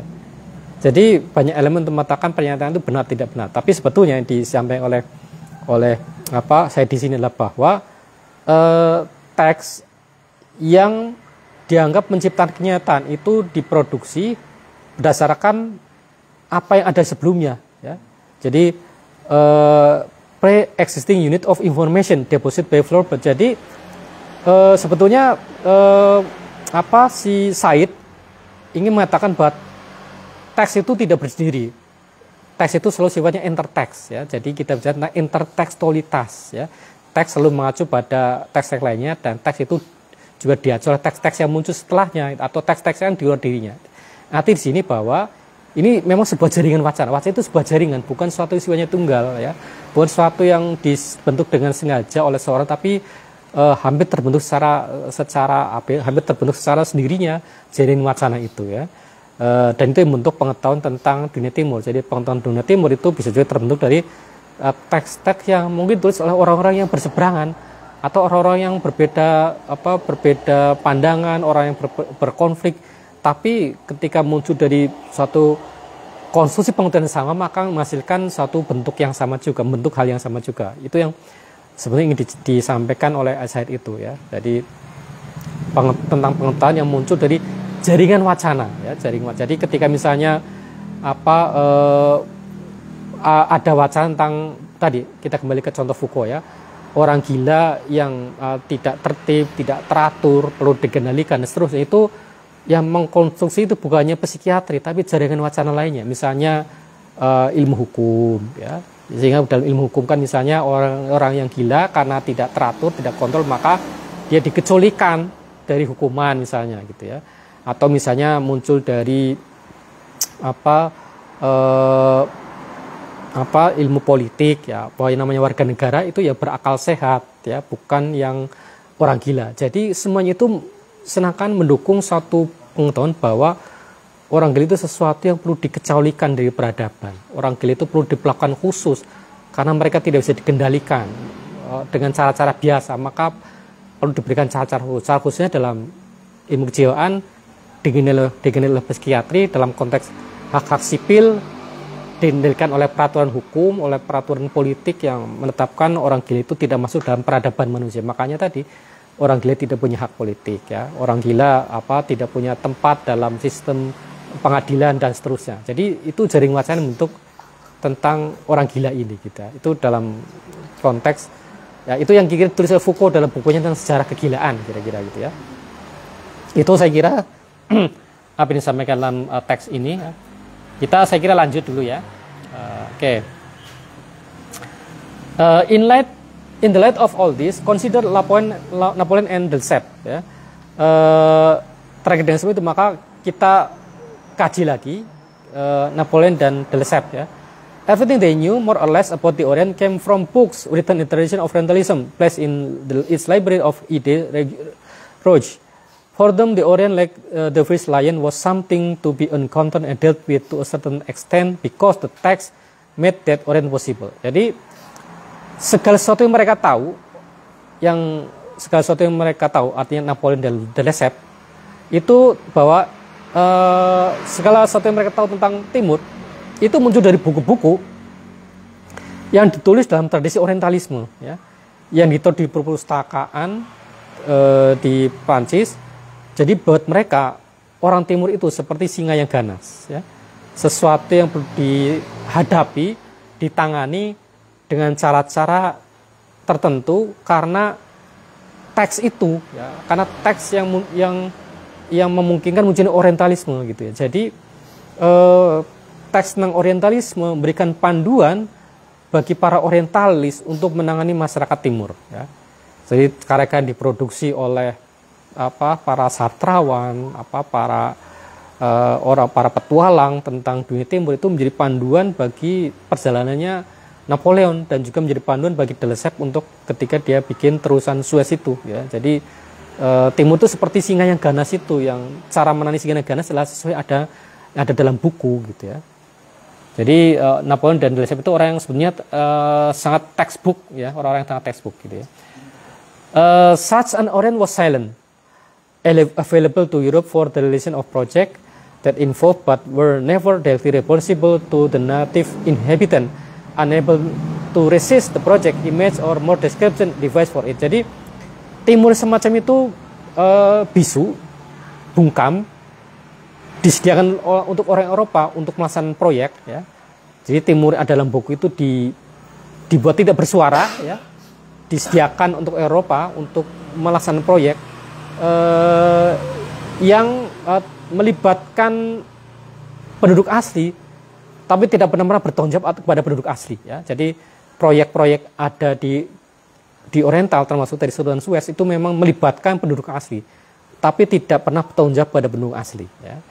Dan tidak mampu melawan proyek, citra atau deskripsi tentang mereka sendiri. Jadi orang Timur, masyarakat Timur disajikan kepada Eropa demi proyek, salah satunya proyek terusan Suez yang memang melibatkan, memang karena proyek ini ada di Mesir, ya, berpangkal ujung di Mesir, itu memang melibatkan orang Mesir, tapi tidak pernah bertanggung jawab pada orang Mesir itu sendiri. Ya. Melibatkan orang Mesir tapi tidak bertanggung jawab terhadap orang Mesir. Dan orang masyarakat Timur tidak mampu melawan desain tentang orang Timur itu sendiri. Ya. Karena mereka karena bungkam, karena diam, maka tidak bisa melawan yang menceritakan mereka. Ya.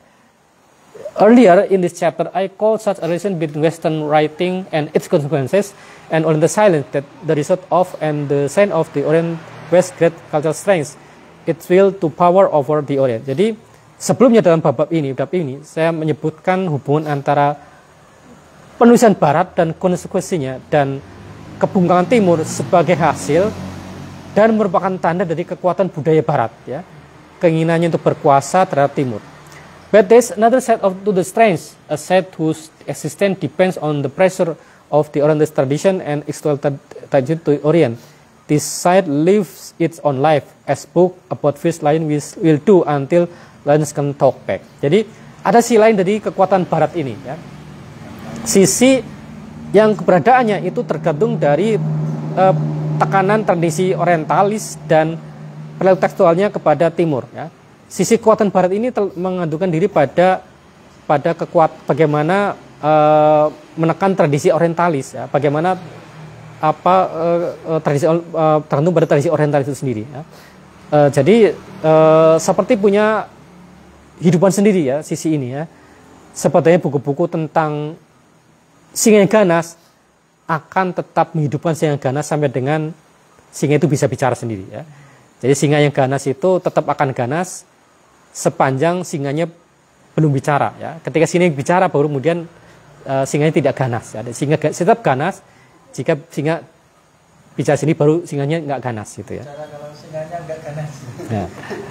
The perspective really drawn on Napoleon and de Lesseps to take two among the many projectors who had planned for the Orient is the one that sees them carrying on its dimensionless silence of the Orient, mainly because they discuss Orientalism over and above the Orient's powerlessness to do anything about them, suffuse their active meaning, intelligibility, and reality. Jadi perspektif yang jarang kelihatan tentang Napoleon dan de Lesseps, dua dari sekian banyak proyektor yang membuat rencana tentang Timur, adalah bahwa mereka itu membawa dimensi kebungkaman. Ya.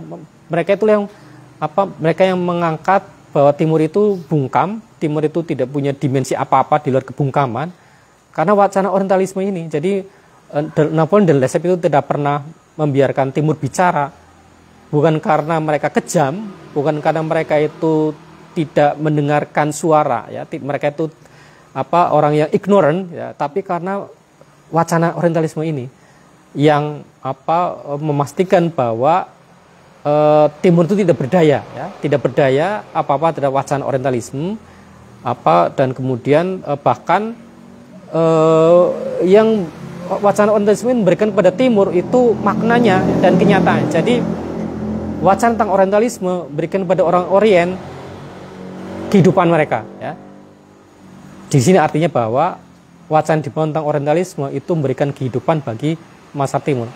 Wacana tentang Orientalisme yang menghidupkan masyarakat Timur, kira-kira seperti itu, ya, kalimat ini. The discourse of Orientalism and what made it possible in Napoleon's case, always far more powerful military than the Orient, gave them Orientals who could be described in such work as the Description de l'Egypte, and Orient that could be cut across as the Lesseps cut across Suez. Jadi wacana tentang Orientalisme dan yang memungkinkan adanya Orientalisme dalam kasusnya Napoleon itu adalah memang Barat itu lebih kuat secara militer daripada yang Timur. Berikan kepada para Oriental itu apa yang ada dalam seperti ada dalam karya buku deskripsi tentang Mesir dan tentang Masa Timur yang dapat dipotong menyeluruh seperti halnya de Lesseps memotong Suez, ya. Jadi wacana Orientalisme itu begitu kuat pengaruhnya sehingga bisa membungkam orang Timur itu sendiri, ya.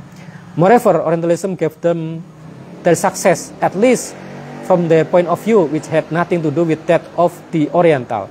Jadi lebih Orientalisme memberikan sukses bagi orang-orang Barat, ya. Setidaknya dari sudut pandang mereka sendiri yang nggak ada kaitannya dengan masyarakat Timur yang dijelaskan oleh Orientalisme. Success, in other words, had all the actual human interchange between Oriental and Westerners of the judge said I to myself, said I in trial by jury.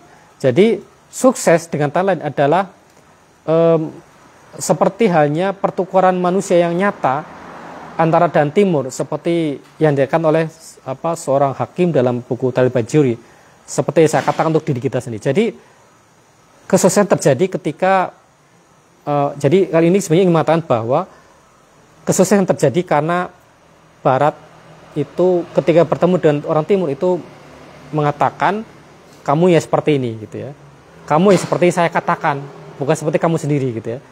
Jadi kamu nggak perlu ngomong apa-apa, saya sudah ngomong untuk atas nama kamu, kira-kira seperti itu. Jadi Timur nggak boleh ngomong, nggak boleh bicara sendiri, nggak perlu juga karena Barat sudah ngomong kepada Timur, karena Barat sudah menjelaskan apa itu Timur kepada orang Timur sendiri, gitu ya.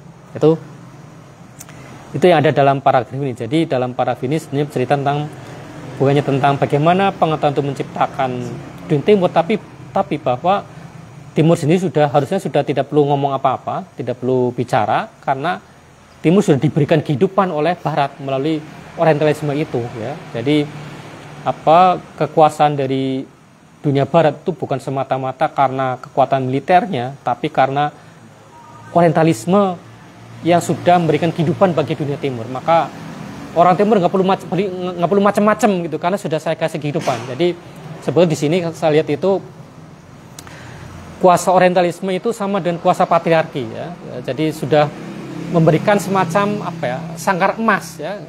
Perempuan diberikan kenyamanan, kemewahan, kehidupan, tapi nggak boleh keluar dari sangkar emas itu, ya. Masyarakat Timur kira-kira seperti itu, diberikan sangkar emas oleh masyarakat Barat, sudah diberikan kemewahan, sudah diberikan kesempatan untuk sekolah, ya, di sekolah-sekolah punya Barat, ya. Bahkan kalau dalam kasus India itu orang-orang India boleh sekolah di Inggris, ya.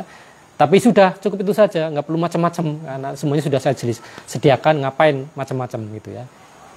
Jadi antara Orientalisme dan kolonialisme dan patriarki itu punya nuansa yang sama, ya. Menjelaskan dari sudut mereka sendiri kepada yang dijelaskan itu tidak berdaya untuk menjelaskan diri mereka sendiri gitu. Itu kira-kira tafsir saya secara liar terhadap paragraf ini gitu, ya. Ada yang mau berkomentar atau punya pandangan lain, saya persilakan. Ya. Tadi kan disampaikan Orientalisme secara sederhana bahwa orang Barat tanda kutip meremehkan, menganggap enteng, sangat-sangat tidak menganggap orang Timur. Orang Timur dianggap bodoh. Misalnya ya Pak, paling jelas itu di sampul-sampul buku itu kan digambarkan misalnya tentang perempuan yang diperjualbelikan, perempuan yang dieksploitasi, perang kesukuan dan seterusnya. Nah, pertanyaan saya, peradaban Timur kan sebelum Orientalisme kan sudah ada peradaban yang ada, ya Pak. Baik itu Islam atau yang pra-Islam, ya. Misalnya ada Hammurabi, ada orang Persia dengan keagungan Persianya, ada Abbasiyah, Umayyah dan seterusnya, pada waktu itu sampai sekarang orang Timur itu masih dicekoki dengan Orientalisme, itu masih punya rasa, oh saya juga orang Timur juga punya peradaban yang tidak kalah agung, tidak kalah moncer, tidak kalah besarnya dengan orang Barat yang melawan perlawanan mungkin yang hubungannya dengan sampaikan tadi orang-orang India yang tadi dicekok, misalnya di sekolah kan tidak boleh berontak dan sebagainya, tapi misalnya tokoh India yang memberontak mungkin ada hubungannya nggak Pak sama dengan kemajuan Timur di masa yang lalu? Ya, jadi ini saya kira satu hal yang menarik dikaji karena karena begini, karena kalau kita baca halaman-halaman sebelumnya, ini kan ketika Napoleon datang ke Mesir itu kan Napoleon seperti ingin mengenalkan kembali ya peradaban Mesir kuno, pra-Islam kepada masyarakat Mesir. Nah, karena dalam pandangan Napoleon dan Orientalis secara umum ya, bukannya Napoleon, bahwa sebetulnya masyarakat Timur itu dari zaman dulu itu sangat berjaya ya. Mereka prestasi luar biasa ya, masyarakat Timur itu ya, dicontohkan oleh Mesir itu punya peninggalan-peninggalan seperti Sphinx dan kuil-kuil yang megah dan seterusnya. Nah, tapi pada masa sekarang ketika orang Eropa menemui orang Timur itu mereka sudah lupa kejayaan pada masa lalu. Ya, jadi orang Eropa kemudian ingin mengingat kembali peradaban masa lalu itu. Ya, jadi sebelum era sekarang. Artinya di situ tradisi kuno itu dianggap sebagai kembali kepada tradisi kuno itu dia sebagai cara untuk memulihkan kejayaan masyarakat yang mereka datangi. Jadi masyarakat Timur, hal ini adalah Mesir itu kalau mau jaya kembali harus ingat peradaban yang lampau. Ya. Jadi bukan peradaban sekarang. Jadi bukan ketika masyarakat Mesir itu kemudian ketika masyarakat Mesir itu sudah Islam itu dia itu mengancam Eropa. Ya. Islam itu mengancam Eropa sehingga masyarakat yang Muslim pada masa ini kemudian perlu dikembali lagi pada masa lalu sebelum pra-Islam itu ketika masih ada peninggalan-peninggalan yang luar biasa. Dan tetapi masalahnya ada bahwa Mesir itu bisa kembali pada kejayaan masa lalu ya berkat wacana dimulai Barat. Ya. Makanya kemudian ini De Lesseps itu bikin terusan Suez karena dia ingin melanjutkan tradisi Mesir yang membangun peradaban baru, ya, termasuk dengan yang simbolnya dengan bikin Sphinx dan bikin piramida dan seterusnya. Dan itu yang dia acui atau itu yang ada di benak kepala De Lesseps ketika dia bangun terusan Suez itu. Jadi De Lesseps ingin Mesir kembali kepada masa jayanya seperti ketika mereka punya monumen-monumen yang luar biasa, tapi dengan upaya Barat. Jadi hanya Baratlah yang bisa membangun peradaban itu. Ya. Nah, yang menarik adalah bahwa dengan alasan sama maka muncul perlawanan terhadap kolonialisme. Ya. Jadi kalau kita melihat pengalaman di India, kan di India itu kan sebelum Inggris datang itu kan kerajaan-kerajaan ya seperti Indonesia banyak kerajaan di India gitu ya. Yang kemudian itu oleh Inggris itu ya hampir sama seperti yang dilakukan oleh Belanda ya. Jadi mereka itu menundukkan kerajaan-kerajaan itu ya, kemudian semuanya dijadikan wilayah tunggal kekuasaan dari kerajaan Inggris ya. Nah, perlahan-perlahan yang muncul itu ingin atau mengambil inspirasi atau mengambil simbol dari kejayaan kerajaan di masa lalu dari India gitu ya. Jadi semangat semacam ini, mungkin ini topiknya bukan lagi semata-mata orientalis tapi semacam ini mileniarisme ya, yang merupakan gerakan untuk kembali kepada masa lalu di mana ada inspirasi kejayaan masa lalu yang bisa digunakan untuk mengatasi masalah pada masa sekarang. Sesuatu yang juga barangkali menginspirasi pemberontakan para petani di Indonesia ya di awal abad 20 ya, seperti di Banten ya, kembali pada masa lalu yang meskipun inspirasi bukan kerajaan di masa lalu tapi tradisi satu mitos yang dikembangkan dalam agama besar, bukan hanya Islam, Kristen, tapi Yahudi juga, bahkan Hindu Buddha juga, yaitu bahwa dari zaman akan muncul sang juru selamat, penyelamat atau sang Mesia ya, sang Mesia atau penyelamat bangsa, penyelamat dunia atau Messi gitu ya. Messi kan artinya penyelamat, makanya penyelamatnya Barcelona, penyelamatnya Argentina ya Messi ya, karena memang namanya seperti itu ya. Jadi di semua agama kan, di semua agama besar kan ada pesan itu tentang sang penyelamat itu ya, di Hindu juga ada ya, di Yahudi ada, Kristen ada, ya, Islam juga ada. Dan itu yang ingin dimunculkan kembali ketika para petani Banten itu memberontak terhadap Belanda ya. Jadi inspirasinya bukan dari Islam semata-mata, tapi juga dari tradisi yang lampau tadi. Jadi menarik bahwa tradisi yang sama tradisi lokal, tapi digunakan tujuan yang berbeda ya. Dalam kasus kolonialisme dan orientalisme itu tradisi kuno dibangkitkan untuk memukau masyarakat Mesir, dalam kasusnya Napoleon untuk mendukung kedatangan Napoleon ke Mesir ya. Dalam kasus perlawanan itu justru untuk mendorong perlawanan gitu ya. Jadi itu menarik detail lagi bagaimana kaitannya kolonialisme, milenialisme yang ada di seluruh dunia dan seterusnya gitu ya. Juga kalau kita baca lagi bagaimana Napoleon itu bergerak itu kan dia seperti ingin mengulangi kejayaan dari Alexander ya. Alexander dari Macedonia ya.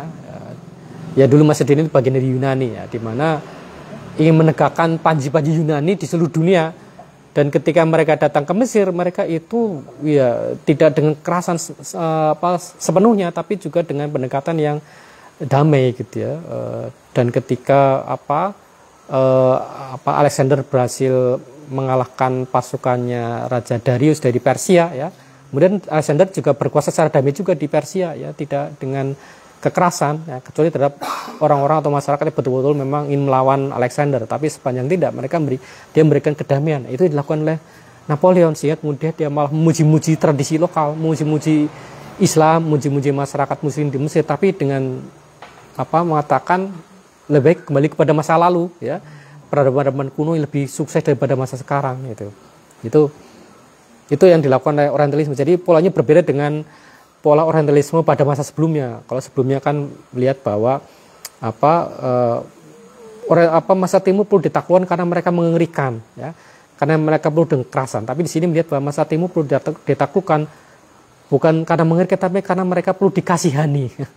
Kondisi mereka yang tidak sejahtera, kuno, karena melupakan tradisi masa lalu ya. Jadi ini berbeda dengan orientalisme pada masa sebelumnya yang muncul ya.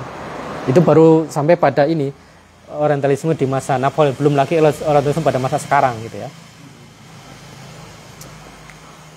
Oke, mau kita lanjutkan ya, kita lanjutkan dulu ya.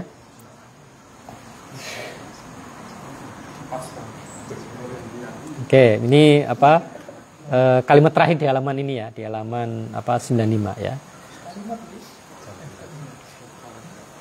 Ya. Once we begin to think of Orientalism as a kind of Western projection onto and will to govern or the Orient, we will encounter few surprise.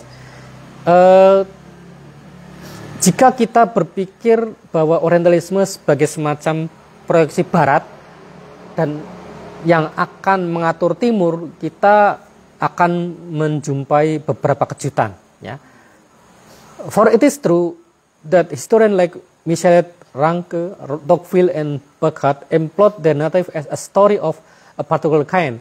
The same is also true of Orientalists who plot Oriental history, character, and destiny for hundreds of years. Jadi memang benar para sejarawan seperti Michelet, Ranke, Tocqueville, dan Burckhardt itu menggunakan narasi mereka sebagai cerita tentang hal tertentu. Ya. Itu juga sama kepada Orientalis yang memplot sejarah, karakter, dan tujuan Timur selama ratusan tahun. During the 19th and 20th centuries, the Orientalists became a more serious quantity because by then the reach of imaginative actual geography had shrunk, because the Oriental-European relationship was determined by an unstoppable European expansion in search of market, resource, and colonies, and finally, because Orientalism had accomplished its self-metamorphosis from a scholarly discourse to an imperial institution. Selama abad 19 dan 20, Orientalis menjadi lebih banyak lagi, proyek-proyek Orientalis lebih banyak lagi, karena pada saat itu jangkauan geografi antara yang imajinatif dan yang nyata itu telah telah tenggelam, ya, telah semakin menyempit jarak antara geografi yang dibayangkan dan geografi yang nyata, ya, karena hubungan antara Timur dan Eropa itu ditentukan oleh ekspansi Eropa yang tidak bisa dihentikan dalam mencari pasar, sumber daya, dan koloni. Dan akhirnya, karena Orientalisme telah sukses berubah dari semata-mata wacana ilmiah menjadi lembaga imperial, lembaga kekaisaran. Ya. Evidence of this metaphor is only apparent in what I said of Napoleon, de Lesseps, Balfour, and Cromer. Jadi buktinya sudah ada dalam apa yang sudah ditulis tentang Napoleon, de Lesseps, Balfour, dan Cromer. The project in the Orient are understandable on only the most rudimentary level as the effort of men of vision and genius, heroes in Carlyle sense. Jadi proyek-proyek dalam di Timur itu dapat dipahami hanya pada teks yang dasar, ya, seperti hanya upaya-upaya orang-orang yang punya visi dan jenius seperti atau pahlawan dalam tulisan-tulisannya Carlyle. In fact, Napoleon, de Lesseps, Cromer, and Balfour are far more regular, far less unusual if we recall the schema of the Rebellion than Dante and add them a modernist efficient engine. Like the 19th century European empires and a positive twist. Since one cannot ontologically obliterate the Orient, as Dante and Dante Parallels, one does have the means to capture it, treat it, describe it, improve it, radically alter it. Jadi kenyataannya proyeknya Napoleon, de Lesseps, Cromer, dan Balfour itu sebenarnya biasa saja, ya. Tidak sangat luar biasa saja. Kalau kita ingat kembali tulisan-tulisan dari D'Alembert dan Dante, dan kita tambahkan versi yang paling modern dari peradaban Eropa, ya. Dan ada sebuah disposisi karena orang tidak bisa betul-betul menghilangkan Timur seperti disadari oleh D'Alembert dan Dante. Orang punya cara untuk menangkap Timur, melakukan Timur, menjelaskan Timur, memperbaiki Timur, dan merubah Timur. Ya. Jadi ini para ini kira-kira ingin menyatakan bahwa daripada repot-repot menghapuskan Timur, karena itu tidak mungkin dihapuskan, lebih baik Timur tetap dibiarkan hidup. Ya. Timur tetap diberikan hidup, tapi kita berikan rencana untuk Timur. Jadi Timur tidak dihilangkan, tetap diadakan, tapi kita punya rencana untuk Timur. Ya. Orang-orang Barat ya sudah mendefinisikan Timur itu apa, sarannya bagaimana, karakternya bagaimana, nasibnya bagaimana. Untuk ratusan tahun di depan nasibnya bagaimana Timur itu, dan itu kemudian ditanamkan, dijadikan sebagai proyek sendiri, dan itu yang ada di dalam berbagai karya tentang Timur ditulis oleh orang-orang Barat. Jadi di sini adanya karya-karya tentang Timur itu bukan untuk menghilangkan Timur, tapi justru untuk mengangkat Timur dalam citraan diinginkan oleh Barat. Ya. Dan itu terjadi di era abad 19 dan 20, di mana ketika Eropa itu semakin sukses, mereka butuh Timur. Timur sudah tetap ada, ya. Karena dari situlah maka mereka bisa mencari pasar baru. Ya. Seperti yang kita ketahui, karena produksi dari revolusi industrinya Eropa itu semakin luas, sementara pasarnya begitu-begitu saja, karena jumlah Eropa kan semakin sedikit, ya. Salah satunya karena muncul orang Eropa sudah mengenal teknologi untuk menahan laju tingkat reproduksi, ya. Setelah Eropa mulai mengenal kondom misalnya, itu kan membuat orang Eropa bisa menyalurkan hasrat mereka tanpa memiliki anak, ya. Malah kalau menurut Eropa kan banyak anak banyak merepotkan, ya. Beda dengan orang Jawa, ya. Orang Jawa kan bilang banyak anak rezeki. Orang Eropa sebaliknya. Makanya itu berujung pada penemuan teknologi untuk mengendalikan kelahiran. Nah, itu membuat jumlah penduduk Eropa itu stagnan.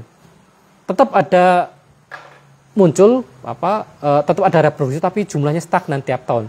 Maka pasarnya juga stagnan. Pasar stagnan itu bahaya bagi kapitalisme. Kapitalisme meluas pasar, makanya perlu pasar baru, yaitu daerah-daerah koloni tadi. Jadi daerah koloni dijadikan sebagai pasar baru. Maka agar satu daerah tetap menjadi pasar baru, maka tetap harus ada koloni. Agar tetap itu menjadi koloni, maka tetap perlu dipelihara sifatnya sebagai yang Orient, ya. Yang Orient itu jangan dihilangkan, harus tetap dihidupkan, harus tetap diperadaban, harus tetap dilestarikan. Yang Orient harus tetap eksotis, jangan sampai kemudian tercampur dengan peradaban Barat, ya. Karena sepenuhnya memang bisa orang peradaban Barat, ya, orang Timur memang bisa saja menganut peradaban Barat, tapi jangan sampai sepenuhnya mirip Barat, ya. Setengah saja mirip Baratnya, setengah saja, karena kalau sudah mirip Barat, apa bedanya dengan orang Barat? Maka orang Timur tetap perlu berbeda dengan orang Barat, ya. dengan dijadikan sebagai yang eksotis, ya, yang tetap harus dipelihara keasliannya, ya, sehingga kemudian tetap eksotis, tetap menarik untuk dilihat dan tetap bisa dikategorikan. Jadi di sini kalimat terakhir mengatakan ya orang Barat perlu menangkap Timur bukan untuk menghapuskan Timur tapi untuk menghidupkannya, ya, menjelaskannya, memperbaikinya, merubahnya. Dengan demikian maka jelas bahwa orang Timur adalah subjek dari orang Barat, ya. Bagaimana Timur diciptakan, dijelaskan, itu subjek orang Barat, ya. Termasuk misalnya itu satu proyek orientalis yang sangat sukses di Belanda, oleh Belanda di Indonesia adalah proyek kanonisasi bahasa Jawa, gitu, ya. Karena Jawa terlalu bermacam-macam, itu Belanda juga sadar, maka perlu dikanonisasi. Artinya perlu ada Jawa yang dianggap itu sebagai Jawa yang ideal, Jawa yang jadi pandu untuk Jawa-Jawa lainnya, ya. Jawa yang dipilih oleh Belanda sebagai kanon adalah justru Jawa yang paling muda, yaitu yang subbudayanya ada subbudaya Jogja Solo, kan. Sebetulnya dari segi peradaban kan sebetulnya kita bisa mengatakan ya dapat dibantah, ya, tapi secara argumentatif dapat dikatakan bahwa sebetulnya subbudaya yang Jawa yang kuno itu kan bukan di Jogja Solo, tapi kan di peradaban ya Banyumas, ya, karena dari segi aksara kan tetap menggunakan A, tidak menggunakan O, ya. O itu kan baru muncul belakangan. Jadi karena itu maka kemudian Belanda sukses menanamkan pemikiran bahwa Jawa yang jadi model, Jawa yang betul-betul Jawa adalah Jawanya Jogja Solo. Makanya pengajaran bahasa Jawa sampai sekarang masih menempatkan seolah-olah aksara Jawa itu O, ya, Hono Coroko, Dodo Solo, bukan A, ya. Padahal kalau kita baca teksnya kan A, ya, Hana Caraka, kan seperti Sunda kan juga A, ya. Padahal Sunda kan katanya lebih tua lebih kuno daripada Jawa, gitu, ya. Jadi makanya kalau kita pikir-pikir ya bisa jadi bahwa memang ya kultur Jawa yang paling kuno sebetulnya Banyumas sebetulnya, gitu, ya, karena sama-sama menggunakan A seperti huruf aksara Jawa itu tadi, gitu, ya. Tapi karena Jogja Solo memang sudah menjadi detail oleh Belanda, maka kemudian itu yang jadi acuan bagi Belanda untuk melakukan lainnya. Dan tanpa sadar kita sampai sekarang masih menikmati itu. Kita masih menjadi bagian dari proyek orientalis Belanda yang paling sukses, gitu, ya, dalam hal konteks bahasa ini, gitu, ya. Saya kira itu yang tafsir saya terhadap paragraf ini, yang mengakhiri halaman 95, ya. Silakan jika ada yang mau berkomentar atau mungkin punya pendapat yang berbeda, ya, dari saya. Ya. Tadi kan dicontohkan tentang keraton Jawa, Solo dan sebagainya. Kalau misal di Rulut, ya, bener ya Pak. Paling terakhir kan induknya kan Mataram, ya. Mataram, Solo, Jogja, Mangkunegaran, Pakualaman dan seterusnya. Nah, yang ingin saya tanyakan, misalnya orang Barat sampai sekarang, ya Pak, itu bahkan lebih detail, lebih komplit, menyimpan banyak literasi kita, lebih open, gitu loh, sampai sekarang lebih open. Misalnya yang baru-baru ini kan Ratu Kalinyamat dijadikan pahlawan nasional. Nah, sekian banyak sumber itu yang lebih open, bukan Portugis, sumber Portugis, tulisan-tulisan Portugis dan seterusnya, mereka sangat open, dan daripada misalnya sumber Jeporo, sumber milik kita sendiri. Lalu misalnya juga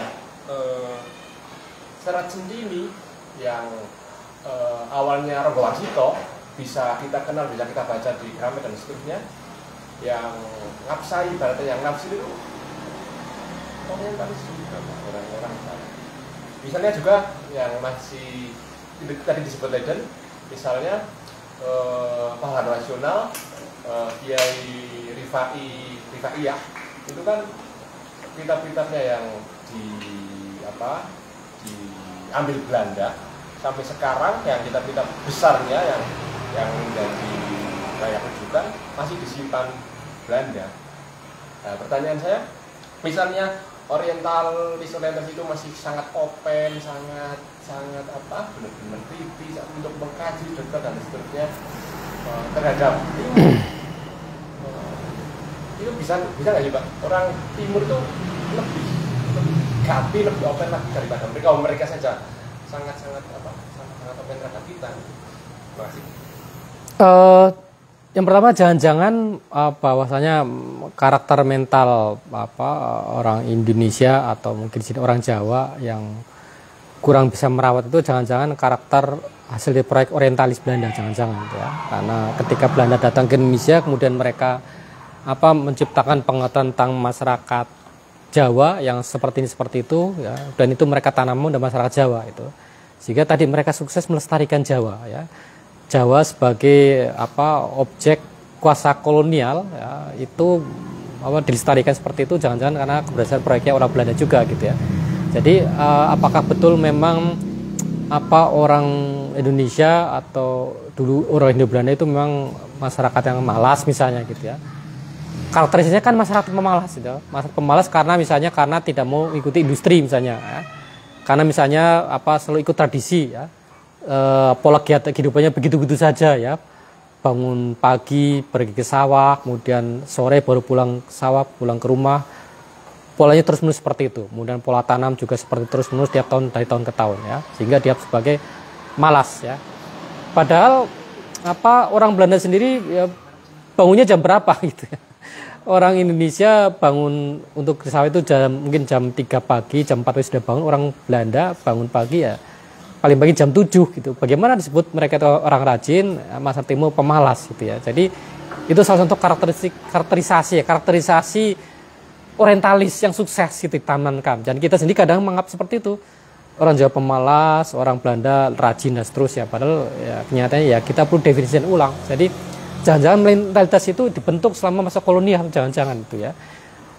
Memang masih perlu kajian lagi, tapi ya, kita semuanya mengendalikan bahwa situasi sekarang tidak lepas dari masa kolonial. Jadi karena yang disebut sebagai pasca kolonial tidak lepas dari masa kolonial itu sendiri. Bahkan pasca kolonial itu masa yang dimulai pada saat kolonisasi.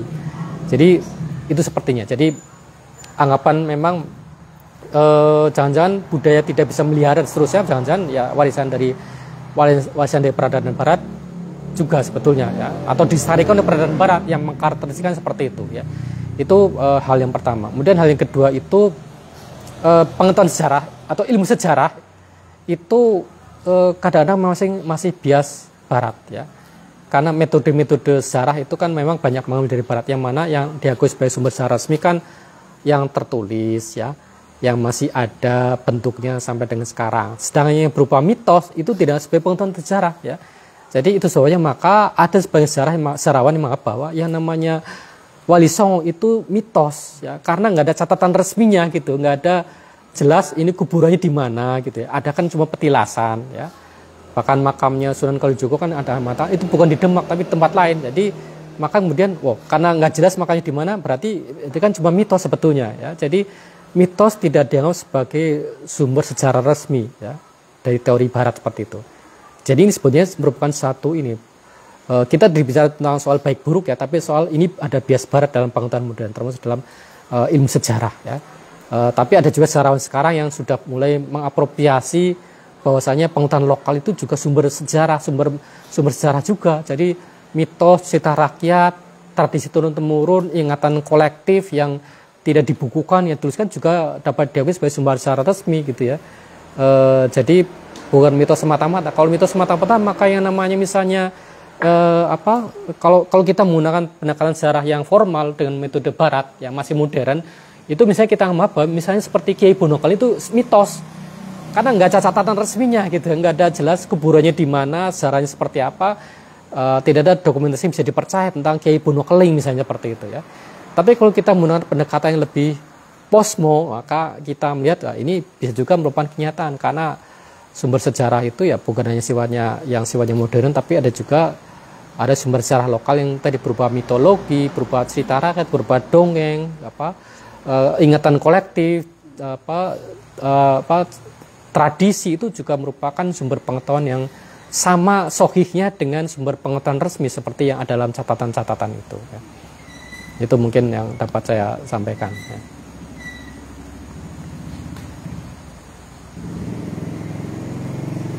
Ada perspektif lain atau tanggapan lain? Tambahan. Ya. Kalau budaya dari pergantian kekuasaan adalah bumi halus. Termasuk penghilangan catatan sejarah, kebesaran-kebesaran kerajaan masa lalu, seperti yang terakhir yang paling masif yang dilakukan oleh Sultan Agung setelah kekalahan dengan VOC. Jadi literasi sejarahnya semakin miskin Indonesia. Nah, mungkin para orientalis Belanda yang datang ke Indonesia itu berusaha dengan kata lain menyelamatkan teks dan mengorientalisme Jawa ataupun memfosilisasi seperti itulah. Ya, fosilisasi, ya betul. Ya. Jadi dengan penguatan tentang Timur diciptakan oleh Barat, maka mereka ingin mengikat Timur itu pada kondisi waktu tertentu, ya. Timur dianggap itu statis, tidak berkembang, tidak sesuai dengan perkembangan zaman, ya, tidak bisa mengikuti perkembangan zaman, selalu tertinggal, bahkan kemudian kurang beradab sehingga perlu diberadabkan. Sehingga kemudian orang Barat sendiri kan dalam berbagai kajian menunjukkan bahwa mereka merasa punya misi suci, ya. Jadi mereka itu istilahnya white man burden. Jadi tanggung jawab orang kulit putih untuk menyelamatkan ras-ras di dunia, ya. Mereka menanggung beban dunia karena mereka harus menyelamatkan orang-orang di luar mereka, ya, dengan cara menjajah mereka. Jadi menjajah itu bukan sebuah kesalahan, bukan sebuah perbuatan jahat, tapi misi suci, panggilan Tuhan untuk menyelamatkan mereka dari ketidakberadaban, ya. Karena dalam kacamata orang misalnya, ya, yang teknologi yang diperkenal oleh orang Barat adalah misalnya pakaian. Jadi pakaian itu bukan sembarang pakaian itu teknologi, ya.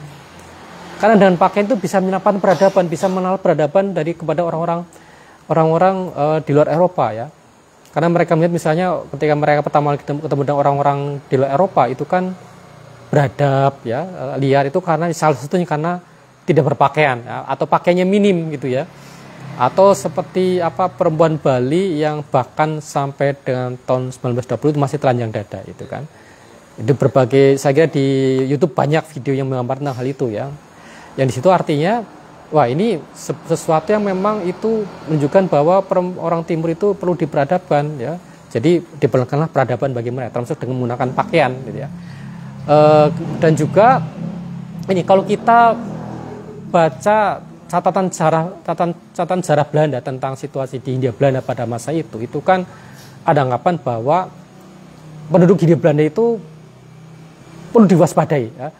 Jadi kalau ada keluarga Belanda di Hindia Belanda itu punya pembantu orang pribumi, itu perlu diwaspadai karena mereka perlu dijogari akan mengajar kecabulan bagi anak-anak Belanda, ya.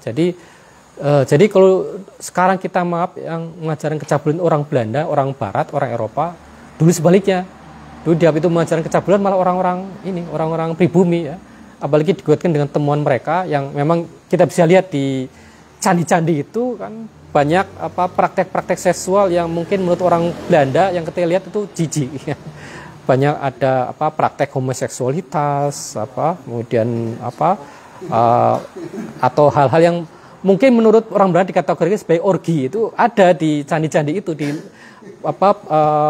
gambar-gambar di candi-candi itu yang banyak kita lihat. Jadi wah ini orang-orang cabul ini. Jadi ya perlu diselamatkan dari peradaban, perlu diselamatkan sehingga satu perlu diperkenalkan dengan agama baru, diperkenalkan dengan moralitas baru, dengan pakaian baru gitu dan seterusnya.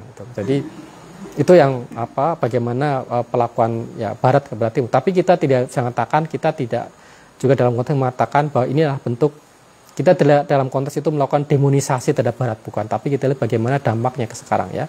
Karena ketika sekarang itu kan juga warisan masa lampau kita itu kan juga bermacam-macam gitu, ya. Kita ini hibrid, jadi bagi yang tinggal di Jawa ya ada Jawanya, mungkin ada pengaruh Cinanya juga, ada pengaruh Baratnya juga, yang itu jadi yang membentuk kita sekarang ya seperti itu, ya. Dan yang perlu kita lakukan adalah dengan melakukan kritik terhadap pengetahuan yang seakan-akan bahwa pengetahuan tentang kita sendiri ya seperti ada dalam representasi yang ada di Barat, ya. Jadi kalau kembali ke tadi, kalau kita ingin menyalingi sebuah masyarakat, jangan baca buku dulu tentang masyarakat tadi, tapi terjun ke masyarakat. Baru tulis buku tentang itu, bukan baca buku dulu kemudian terjun masyarakat. Tapi sebaliknya, terjun masyarakat dulu baru kemudian menulis tentang masyarakat itu tadi, ya. Menulis ini dalam konteks pasca kolonial tentunya bukan dalam konteks menulis itu tanpa melibatkan yang ditulis, tapi melibatkan yang ditulis gitu ya. Jadi karena itu itu yang perlu dilakukan oleh kita sekarang, bahwa kita dalam menulis itu perlu melibatkan pengetahuan tentang yang ditulis gitu ya. Malah lebih baik lagi menulis tentang yang ditulis dari perspektif orang yang dari kalian ditulis ya. Seperti Koh Andi menulis tentang Crazy Rich ya, dari kalangan yang sama gitu ya. Gitu ya, keluarga yang sama. Sangat ditunggu ini peluncurannya Koh ya. Crazy Rich Purwokerto. Siap jadi pembeli pertama Mas. Oke, saya kira itu ya untuk malam ini. Kita cukupkan pada halaman 95, pas ini 95 paragraf terakhir. Kita akan lanjutkan pada halaman 96 pada pertemuan 2 minggu lagi ya. Semoga tetap bisa konsisten mengikuti pertemuan ini. Oh iya, berarti setelah itu ya. Demi lebar ya. Ya, setelah itu boleh ya. Kira setelah itu, saya kira demikian. Terima kasih bagi yang hadir dan mengikuti. Selamat malam. Sampai berjumpa. Wassalamualaikum warahmatullahi wabarakatuh.